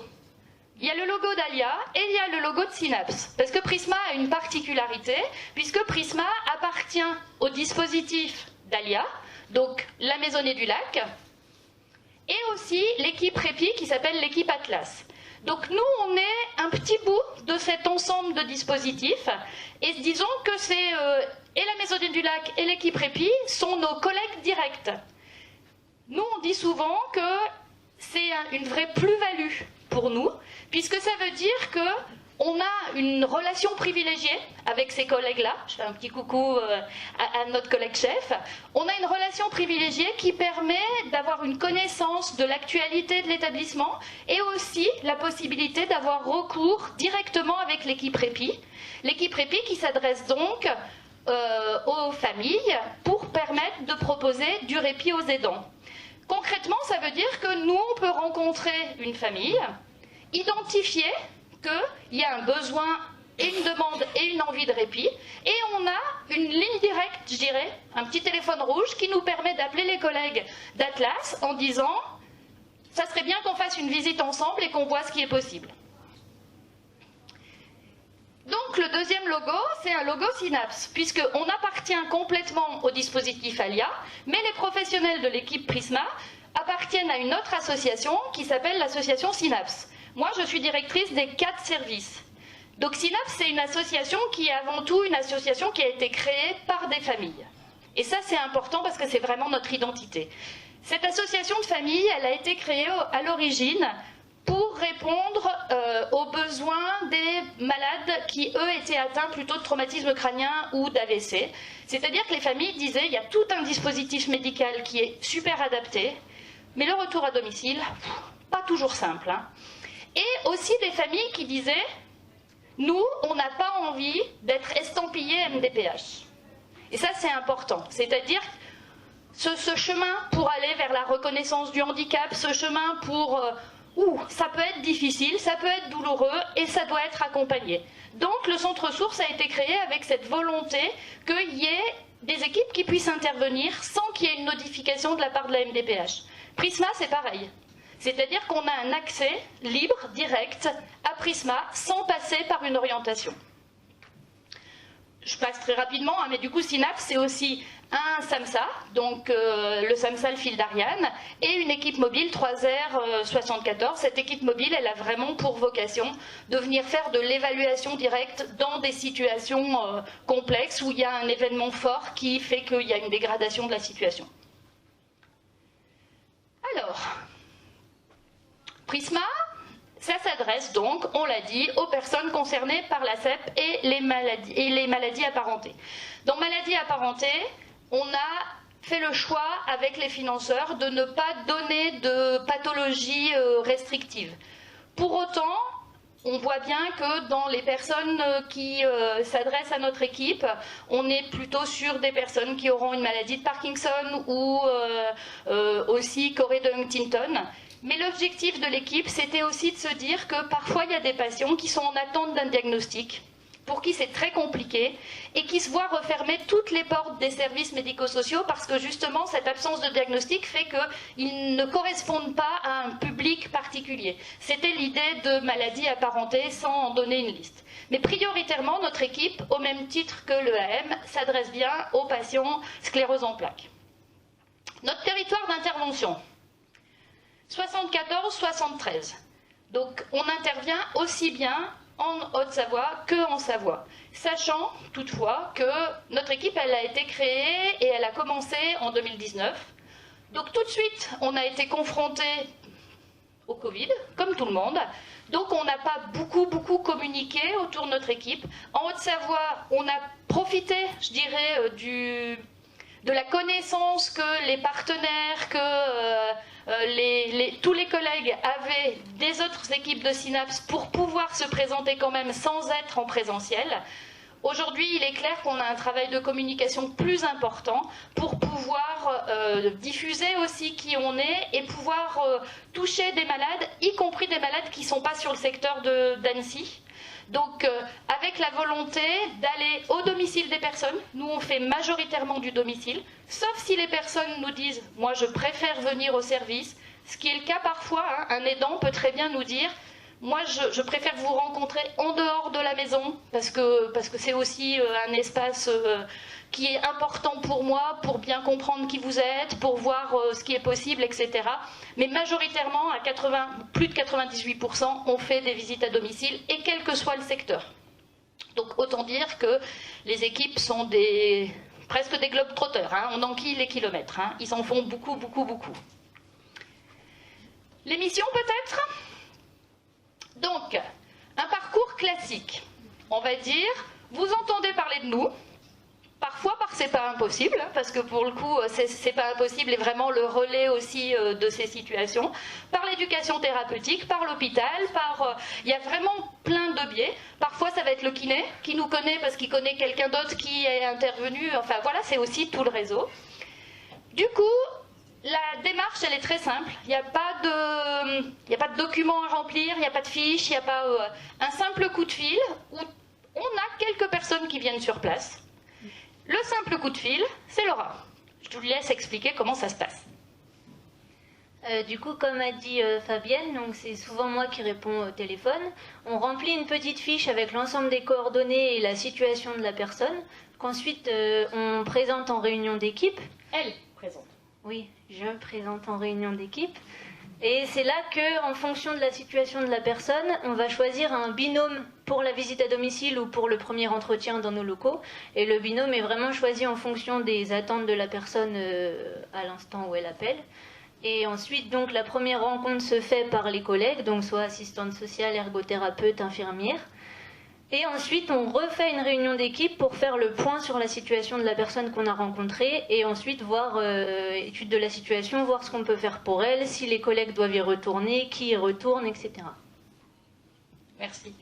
Donc, ce qui est important, vous voyez, c'est qu'entre le moment de l'accueil de la demande, le moment où on fait ce choix de binôme, on se mobilise déjà tous en équipe. C'est-à-dire qu'on se dit, on est une équipe pluridisciplinaire, la composition de cette équipe, elle n'a pas été pensée de manière innocente.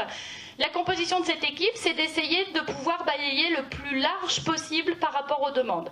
Par contre, on peut tout à fait créer un binôme d'accueil, c'est comme ça qu'on l'appelle, qui finalement ne sera pas remobilisé dans la situation parce que finalement, au premier rendez-vous, on s'est rendu compte que peut-être il y avait une demande, mais il y en avait d'autres qui étaient prioritaires. Peut-être il y a... Donc on co-construit, vraiment on bricole avec la famille. Quand je dis on bricole, c'est au sens positif. C'est-à-dire que nous, on s'adapte. On peut avoir eu l'intuition ou l'analyse que c'était peut-être plus un besoin de regard infirmière dans un premier temps, et finalement en rencontrant la personne, on se rend compte que non, le côté médical, soin est tout à fait bien pris en charge. Par contre, ça va plus être le côté ergo qui prime, ou plutôt le côté social, parce qu'il y a des démarches particulières à faire et à accompagner. Donc on s'adapte, et de toute façon, l'ensemble des professionnels sont mobilisables dans la situation, quel que soit, enfin, on s'adapte au moment. Quelque chose qui est important, c'est que certains entretiens, certains premiers entretiens, ne donnent pas lieu à une suite. Certaines familles peuvent nous dire, ok, je sais que vous existez, pour l'instant, j'ai pas plus de demandes. On va pas nous insister, on va se rendre par contre disponible, on va dire qu'on est mobilisable au moment où la personne choisira de nous remobiliser. Ça, c'est vraiment important pour nous que d'être dans le respect du choix de la personne et de sa famille. Pour autant, on sait aussi que parfois, faire la démarche d'aller vers, c'est pas toujours facile, que c'est pas simple, et du coup, on a aussi beaucoup réfléchi à comment est-ce qu'on pouvait rester en lien avec les personnes sans forcément qu'il y ait de contact physique. Donc parfois, les personnes ou les familles nous disent: moi, j'ai pas envie que vous veniez chez moi une deuxième fois. Par contre, j'ai besoin de quand même passer un petit coup de fil de temps en temps pour être rassurée sur j'ai fait telle démarche, est-ce que c'est bien ça qu'il fallait faire ou Donc ça peut être uniquement des coups de fil. Et de notre côté, nous, on a créé ce qu'on a appelé un prisme actu. Le prisme actu, c'était l'objectif de donner des nouvelles de notre équipe, donner des nouvelles de ce qui existe, et de les diffuser systématiquement à toutes les personnes avec qui on a déjà eu un lien. Donc on envoie systématiquement ce prisme actu aux personnes avec qui on a eu un lien. Parfois on a des retours, parfois on n'en a pas, mais c'est pas grave, l'objectif c'est pas forcément d'avoir des retours, mais c'est de se rappeler au bon souvenir de tout le monde en disant: si vous avez besoin, sachez qu'on est encore là et que la démarche est aussi simple que la première fois, c'est-à-dire il suffit, entre guillemets, de décrocher son téléphone et de venir nous voir. Le dernier prisme actu, on l'a couplé avec ce qu'on appelle une enquête de satisfaction. On a aujourd'hui un peu moins de 3 ans d'expérience. On a des choses sur lesquelles on est assez satisfaits dans notre façon de travailler et on a des choses sur lesquelles on sait qu'on est largement perfectible encore. Et notre démarche, c'est de se dire que pour devenir encore plus adapté aux besoins, on va partir de ce que nous renvoient les personnes qui sont directement concernées. Donc on a envoyé une enquête de satisfaction, on sait à quel point c'est pas facile ce genre de démarche. Aujourd'hui on a peu de retours, mais on relancera parce que vraiment c'est partir de la demande qui fait que nous on construit nos réponses.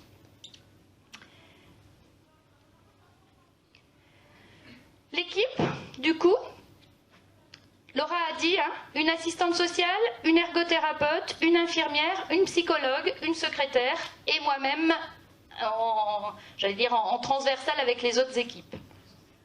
Cette équipe, elle a la possibilité tout à fait de faire aussi appel aux autres professionnels des équipes de Synapse. Donc comme je disais tout à l'heure, on peut faire appel à l'équipe Atlas. On peut faire appel à plein d'autres partenaires, hein, puisque le principe, c'est quand même de pouvoir aussi étayer un maximum le choix des personnes.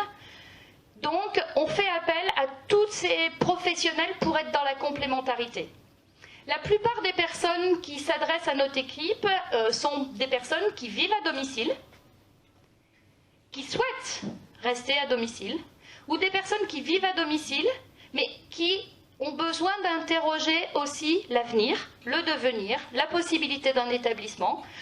Là, je disais tout à l'heure, évidemment, le lien privilégié qu'on a avec l'EAM facilite aussi l'explication autour de cet établissement, la possible mise en lien, etc. Donc, vous voyez, on a vraiment dans les personnes qui s'adressent à nous, des personnes qui peuvent être tout à fait en début de maladie, début du diagnostic, qui s'interrogent beaucoup sur des questions autour de l'emploi, autour de la vie de famille, autour de la maternité, et puis des personnes qui ont, une évolution de la maladie qui fait qu'il y a d'autres questionnements, d'autres interrogations et d'autres réflexions. Pareil, l'objectif pour nous, c'est vraiment de s'adapter à ces situations pour trouver soit en interne avec les ressources qu'on a, soit en externe, les moyens d'accompagner ces demandes. Voilà. Un petit numéro de téléphone, mais on vous a mis des prismas sur les chaises. On a mis aussi quelques prismactus pour ceux que ça intéresse, ça vous permet de voir. Je ne sais pas, si vous avez des questions, je ne sais pas si j'ai été suffisamment claire. Oui ? Par rapport au sport adapté, s'il y a une demande... Par rapport au sport adapté, s'il y a une demande d'une personne, vous allez faire appel à un intervenant extérieur ou... Alors, on a beaucoup de chance, hein, puisque soit on va faire appel à un partenaire extérieur, puisqu'on a un gros réseau, soit au sein de Synapse, on peut proposer aussi des activités. Et donc, soit c'est des activités qui sont très en lien avec le sport adapté et on va proposer, par exemple, là on est en train d'organiser des sessions de parapente. Oui, c'était le mime du parapente. Il était léger mon parapente. Donc, des sessions de parapente, on fait des sessions d'escalade. Là, on a fait du ski adapté pendant les périodes de Noël, enfin d'hiver.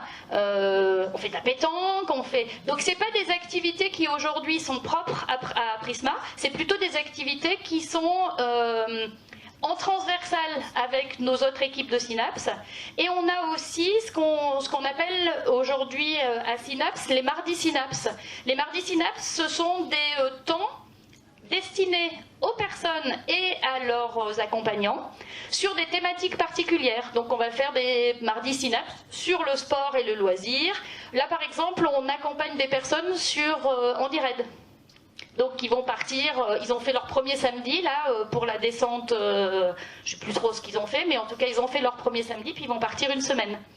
Voilà. Donc soit en interne on a les moyens de proposer quelque chose, soit on les a pas et en tout cas on ouvre. Aujourd'hui on a un ergothérapeute qui est aussi un APA, donc on essaie de voir comment on va pouvoir exploiter ces compétences là. Quelque chose que j'ai pas dit aussi, c'est que on a un gros projet qu'on va... Alors mes collègues me freinent des fois, donc là ils m'ont mis le frein à main en disant on va aller moins vite sur la temporalité.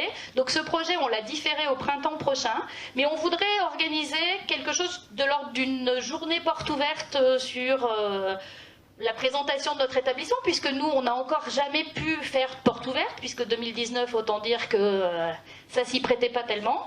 Et en fait, ce qu'on voudrait, ça s'appellera pas porte ouverte, on ne sait pas encore comment ça s'appellera, mais plutôt une journée découverte et essai. Donc on voudrait faire plein de stands avec essais de matériel particulier. On a déjà participé aussi à des courses de vélo adaptées. Donc essais de matériel, quelque chose autour de l'alimentation, quelque chose autour de peut-être la médiation animale, quelque chose... Enfin, on a plein de thématiques comme ça. L'objectif étant pas seulement de venir et d'écouter, mais venir, essayer et apporter, puisqu'on voudrait vraiment mobiliser aussi les familles dans cette activité, et évidemment nos partenaires. Je regarde là, mais évidemment on va aller rechercher pour que ce soit aussi le plus révélateur de notre façon de travailler, c'est-à-dire que nous tout seuls, vous voyez bien, une toute petite équipe, on ne peut pas grand-chose. Par contre, si on peut être fédérateur et un peu capitaliser tout ça et organiser, alors je pense qu'on est vraiment dans nos missions. Et évidemment, on veut des personnes qui soient là et aussi qui parlent de qu'est-ce que c'est que d'avoir cette maladie, que de franchir ces étapes, d'essayer, de faire, de tâtonner, de réfléchir, etc. Parce que la parole des malades et de leur famille, elle n'est jamais aussi bien portée que quand c'est eux-mêmes qui le disent. En tout cas, on en est persuadé. Voilà. D'autres questions? Oui? Est-ce que vous aidez... 1, 2. Est-ce que vous aidez les gens à trouver un logement, par exemple, ou à trouver un travail, si c'est possible? Alors, concrètement, malheureusement, on n'a pas ce pouvoir-là. Par contre, on peut tout à fait, par le biais de notre assistante sociale, voir quelles démarches ont été entreprises. Est-ce que tous les dispositifs ont été activés pour accompagner cette demande de logement? Mais on n'aura pas de chemin direct qui permettra de trouver un logement. La question de l'emploi, c'est aussi quelque chose qui est très très très présent dans l'accompagnement des collègues de Prisma. C'est-à-dire que, est-ce qu'aujourd'hui, on peut avoir des gens, par exemple, qui viennent nous voir en disant « Moi, mon employeur, il insiste quand même très très fort pour que je démissionne. » Bon. Alors, peut-être qu'avant de démissionner, nous, on va vous inviter à voir ce qui est possible, pas possible. Après, c'est bien sûr le choix de la personne, mais c'est d'ouvrir et de conseiller. Et donc, là aussi, on n'est pas des spécialistes ni de l'emploi ni du logement. Par contre, on va mettre en lien les personnes avec les personnes qui sont le plus adaptées et les plus compétentes. Moi, j'aurais voulu savoir... je suis intéressée par la découverte du sport, le parapente, tout ça. On trouve ça sur votre site? Oui. Oui, sur le site internet, il y a justement, quand elle parlait des Prismactu, donc il y a tous les programmes, des Prismactu, des Mardis Synapses, il y a tous les programmes. Et on présente aussi les activités, mais surtout celles qui ont été faites. Oui. Et pour avoir accès aux activités qui vont être faites, en fait, il faut être usager chez nous, finalement, parce que c'est comme ça qu'on reçoit les informations. Mais si vous nous appelez, on peut aussi, bien sûr, renseigner. L'idée est vraiment qu'on soit sur quelque chose d'une mobilisation pluridisciplinaire. C'est-à-dire que si la personne nous appelle en disant « Moi, j'ai envie de refaire de l'activité physique, et c'est ma seule demande », j'ai envie de m'évaluer ou j'ai juste envie de trouver un club.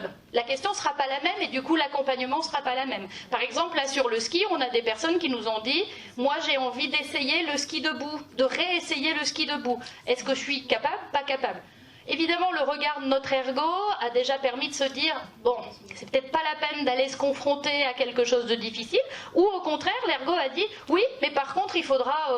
alors, je suis absolument nulle en ergothérapie, mais utiliser penser peut-être tel renforcement pour le genou. » Et donc, on a fait le lien avec le médecin, parce que évidemment, on est toujours dans le lien avec les dispositifs déjà en place.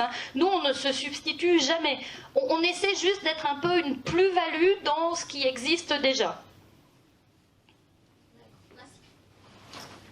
Alors moi, à titre d'information, je veux vous dire qu'à Thônes, cet après-midi, de 14h à 18h, il y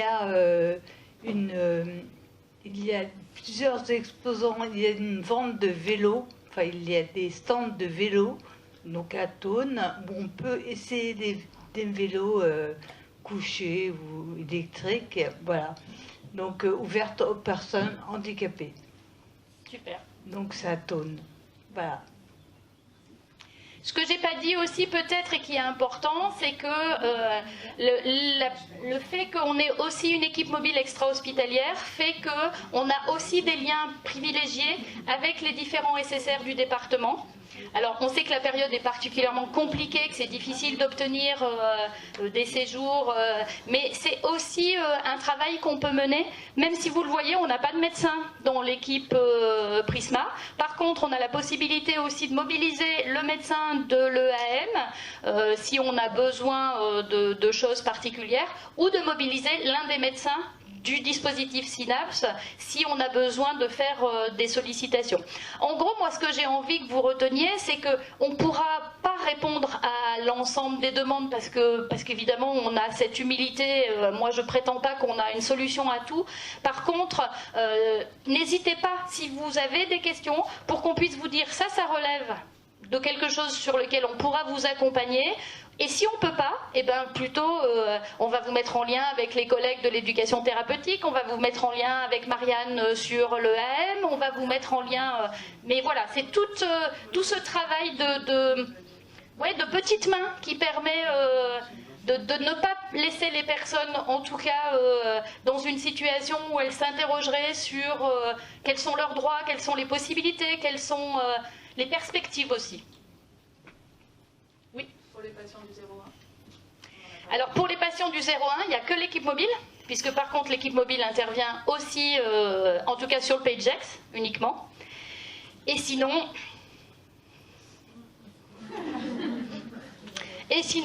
officiellement, on n'intervient pas sur le 01. Maintenant, quand on a évidemment quelqu'un qui nous appelle sur le 01, ben, on accueille la demande. Et là encore, par contre, on a un lien privilégié avec l'équipe mobile de l'Ain. Et donc le SAMSA de l'Ain, donc on arrive, enfin on essaie, non je dis pas on arrive parce que ça c'est mon côté très très optimiste, mais en tout cas on essaie de mettre des choses en place pour que cette personne qui nous appelle n'entende pas seulement, bah écoutez nous l'Ain on fait pas. Mais c'est pas le secteur qui est le plus facile, hein.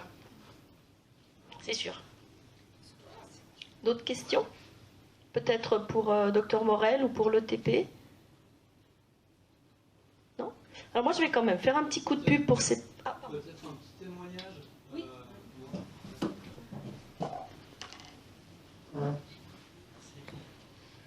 Ouais, je vais faire un petit témoignage parce que j'ai bénéficié d'accompagnement et d'aide de Prisma, donc c'était il y a à peu près 2 ans. Et poussé sévère, je me suis retrouvé dans une situation un peu compliquée. Et voilà, pour rebondir un petit peu sur la présentation. Donc dans la situation, il y a une assistante sociale et une ergothérapeute qui sont venues à domicile et qui m'ont vraiment débloqué la situation sur le moment avec un accompagnement adapté et une mise en lien super utile. Voilà, donc là c'est bien, là j'ai réussi à avoir sur cette reconversion professionnelle, on va dire, les bons tuyaux.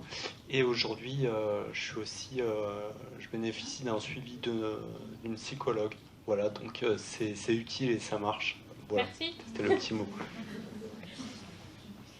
Voilà, comme quoi, c'est ceux qui utilisent qui en parlent le mieux. Hein. C'est ça.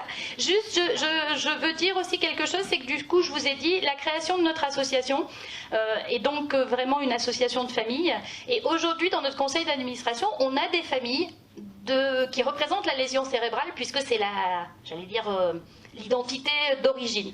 L'objectif qu'on a vraiment à un niveau associatif, c'est aussi de pouvoir intégrer des familles, des bénéficiaires qui représentent aussi les maladies neuroévolutives. On sait que c'est pas simple, hein, s'inscrire dans une association, s'engager, c'est compliqué, ça peut faire peur, mais c'est vraiment un des objectifs qu'on a aussi pour que finalement aujourd'hui Synapse ne soit plus seulement sous les couleurs de la lésion cérébrale, mais aussi vraiment avec cette identité des autres maladies qu'on peut accompagner. Donc n'hésitez pas, si certains se sentent l'âme d'intégrer notre association, ce sera avec plaisir qu'on vous accueillera. Voilà. Je crois que je voulais dire autre chose, mais en même temps, moi, si on m'arrête pas... Oui ? Oui, donc moi je voulais simplement dire qu'il ne faut pas du tout avoir peur d'aller vous voir. C'est une petite équipe et au contraire, c'est précieux, je trouve, parce que du coup, on connaît tout le monde. Et puis moi, je voulais témoigner comme le jeune homme. J'aimais beaucoup faire du ski. Bon, c'est plus possible depuis quelques années. Et grâce à Prisma, cet hiver, j'ai fait de l'handiski. Et c'était vraiment formidable. Formidable, c'était un suivi génial. Et puis aussi une psychologue qui est très à l'écoute aussi, puisque j'ai fait appel à elle il n'y a pas très longtemps. Et voilà, cette petite structure, elle est hyper réconfortante. Et je pense qu'il faut vraiment pousser la porte et c'est agréable, vraiment, et constructif en tout cas. Moi j'en ai la chair de poule. Hein. Et oui, je sais ce que je voulais dire. C'est que on ne ferme jamais un dossier. Chez nous, on ouvre un dossier parce que on est tenu à avoir aussi un suivi des situations, etc. Mais on ne ferme jamais un dossier. C'est-à-dire que l'exemple que nous donnait le jeune homme, c'était de dire il y a 2 ans il est venu, et puis peut-être on le verra plus pendant. Parce que très bien, aujourd'hui, sa situation est sous contrôle, entre guillemets, mais peut-être dans 1 an, 2 ans, 3 ans, 4 ans, 10 ans, il fera appel à nouveau à nous parce qu'il y aura une autre étape. Et ça, on veut vraiment que ça se fasse dans cette fluidité. Et les financeurs nous suivent vraiment dans cette dynamique. Aujourd'hui, on ne contractualise pas, on n'a pas des engagements. On a plutôt un engagement moral à partir d'objectifs particuliers. Si l'objectif est atteint, eh ben, nous, on reste disponible. Oui, c'est ça, on reste disponible. Et je me tais. S'il n'y a pas d'autres questions, moi je voudrais juste faire un petit coup de pub pour C'est pas impossible, parce que l'ETP, le change et l'EAM, et peut-être Prisma, mais j'ai un doute, vous les voyez en pleine forme. C'est parce que pendant le Covid, on leur a offert des viennoiseries. Voilà. Et puis aussi, on a vraiment voilà, des bons gâteaux. Hein. On a vu les photos, on n'a pas goûté, mais ça avait l'air top. Et puis, on a aussi à cœur de les soutenir, comme l'a dit Fabienne. On met vraiment la cerise sur le gâteau. On a fait un don à l'ETP de Savoie et l'ETP de Haute-Savoie, parce qu'il faut savoir qu'à Chambéry Métropole, il y a aussi un service ETP. Rennes-Hortense, exactement, hein. Ouais. Donc pour la Savoie, donc on a fait un don aux 2 services ETP. On a aussi fait 2 dons à Prisma. Donc voilà, comment il s'appelle, Prezzi. Donc voilà. Donc l'idée c'est vraiment que ces services qui pour moi sont pas autre chose, mais qui viennent en complément du suivi purement médical. Voilà, quand je vous entends pouvoir refaire du ski, quand je vous entends avoir un suivi psychologique, pour moi ça fait partie de la prise en charge globale de l'individu atteint de la sclérose en plaques et aussi de l'aimant, puisque voilà, aussi à titre tout à fait personnel, la maman qui a perdu son fils va très très mal et on a contacté Prisma. Et voilà, il n'y a pas, encore une fois, il n'y a pas de gêne, il n'y a pas de honte, tout le monde est là pour vous donner un coup de main et c'est pas impossible aussi, donc n'hésitez pas, si vous avez besoin, vous avez tous les contacts et on sera très très heureux de vous donner tous les tuyaux et de faire les intermédiaires, puisque c'est vraiment notre métier, c'est de faire les intermédiaires. Hein, puisque, voilà, heureusement pour vous, je ne suis pas médecin, donc si vous avez besoin d'un neurologue, je vais vous envoyer vers Dr Morel. Mais voilà, après si vous avez besoin de faire de la joëlette, par contre, vous pouvez nous contacter, hein, puisque nous avons 2 joëlettes et on peut vous emmener balader en joëlette. Et pendant ce temps, l'aimant peut aller faire un tour de vélo. C'est quoi une joëlette ? Une joëlette, c'est un fauteuil monoroue Donc en fait, la personne en situation de handicap est assise dans un fauteuil. Sous ce fauteuil, il y a une roue et il y a une personne qui pousse. Voilà, il y a 3 encadrants. Il y a une personne devant, une personne derrière le fauteuil et une personne sur le côté. Au cas où Dré dans le pentu, ça bascule. Voilà, la parade, c'est comme ça qu'on l'appelle, est là pour retenir le fauteuil. Donc je suis diplômée en randonnée handisport, donc j'accompagne dans le cadre de l'équipe Répit. Je vais faire des petits tours de joëlette avec des gens, c'est tout très sympa. Et une fois par mois, on fait de la joëlette avec la Maisonnée du Lac. Donc si vous voulez simplement venir avec nous, donc là on va mettre un bon point à Yann. Hein. Je ne sais pas qui te harcèle, mais j'aurais dû te dire de couper ton portable. Donc c'est lui. Bon, en tout cas, tu as une jolie sonnerie. Hein. Donc je ne sais pas si la personne qui appelle est jolie, il n'y a pas sa photo, mais tu as une jolie sonnerie. Voilà, alors on est pile dans les clous. Ah, docteur Morel. Un petit commentaire. Déjà, merci beaucoup à C'est pas impossible pour le financement qui a été proposé. On a une petite latence, faute de temps malheureusement, mais on a pas mal de projets et je voulais commenter un petit peu ça. L'idée, c'est d'ouvrir encore un petit peu plus les thématiques qui sont proposées, les activités. Pour certains symptômes aussi cachés, oubliés, on pensait beaucoup aux troubles attentionnels, bien sûr à la fatigue sous d'autres aspects et sous d'autres interprétations. On va créer une séance qui s'intitulera probablement Colorescence. Je ne vais pas tout vous dire, mais en tout cas, on va essayer d'aborder les choses. Et on est en train de créer aussi, qui va naître bientôt, une séance plus centrée sur les personnes avec un déficit un peu plus marqué ou une forme progressive, qui sont parfois les oubliés aussi de la maladie. Parce que malheureusement, on a beaucoup de thérapeutiques médicamenteuses qui sont moins efficaces dans ces situations-là. Et pour autant, les symptômes sont là, voire l'aggravation des symptômes est là, et ça on ne peut pas l'oublier. En plus, IRM évolue peu dans ces situations-là, donc on a l'impression d'être un petit peu abandonné, je pense. Donc on va faire la toute première séance le 2 juin autour de ça. Il nous reste 1 ou 2 places disponibles, donc si ça vous intéresse, rapprochez-vous de nous assez rapidement. On aborde sur forcément la question de la fatigue, de la gestion du temps, un petit peu de la temporalité déviée. Et puis l'idée, c'est vraiment d'étoffer ça avec des activités, de permettre des ouvertures et des activités probablement artistiques aussi. Voilà. Est-ce que par le biais de la musique, de la peinture, peut-être du théâtre, peut-être de plein de choses, on peut arriver à trouver d'autres chemins et à oublier un peu certains symptômes ou les compenser et faire des choses, parce qu'on peut, si on ne peut plus faire certaines choses, faire beaucoup de choses en fait. C'est un peu le travail qui va être fait grâce à ce soutien-là. D'accord. Donc le 2 juin, si ça vous intéresse. Très bien, on est très heureux que ça se concrétise. Donc je vous remercie. S'il n'y a pas d'autres questions ou remarques, vraiment j'ai eu beaucoup de plaisir Yann et moi, c'est pas possible, avons eu beaucoup de plaisir à vous recevoir ce matin. Ce que je retiens de la matinée, c'est que ça bouge. Hein. Nous sommes dans un département assez favorable, on va dire ça comme ça. On a beaucoup de chance d'être en Haute-Savoie ou en Savoie. On voit que dans l'Ain, ça peut être un peu plus compliqué. Et si on est dans le centre de la France, ça l'est encore plus. Donc voilà, moi j'ai envie de vous dire, osez. Je trouve aussi qu'il y a eu beaucoup d'espoir dans ce qu'a dit Dr Morel, parce que les traitements évoluent, ça bouge beaucoup, beaucoup. Et c'est vrai que si on fait le parallèle avec un diagnostic 30 ans auparavant, on n'est pas du tout dans la même situation. Donc voilà, profitez de tout ce qui est à votre disposition, les associations d'usagers, les professionnels, et puis osez, parce que vous êtes toutes et tous de belles personnes et que vous méritez d'oser, et c'est pas possible qu'on vous aime. Bonne fin de journée. Merci beaucoup.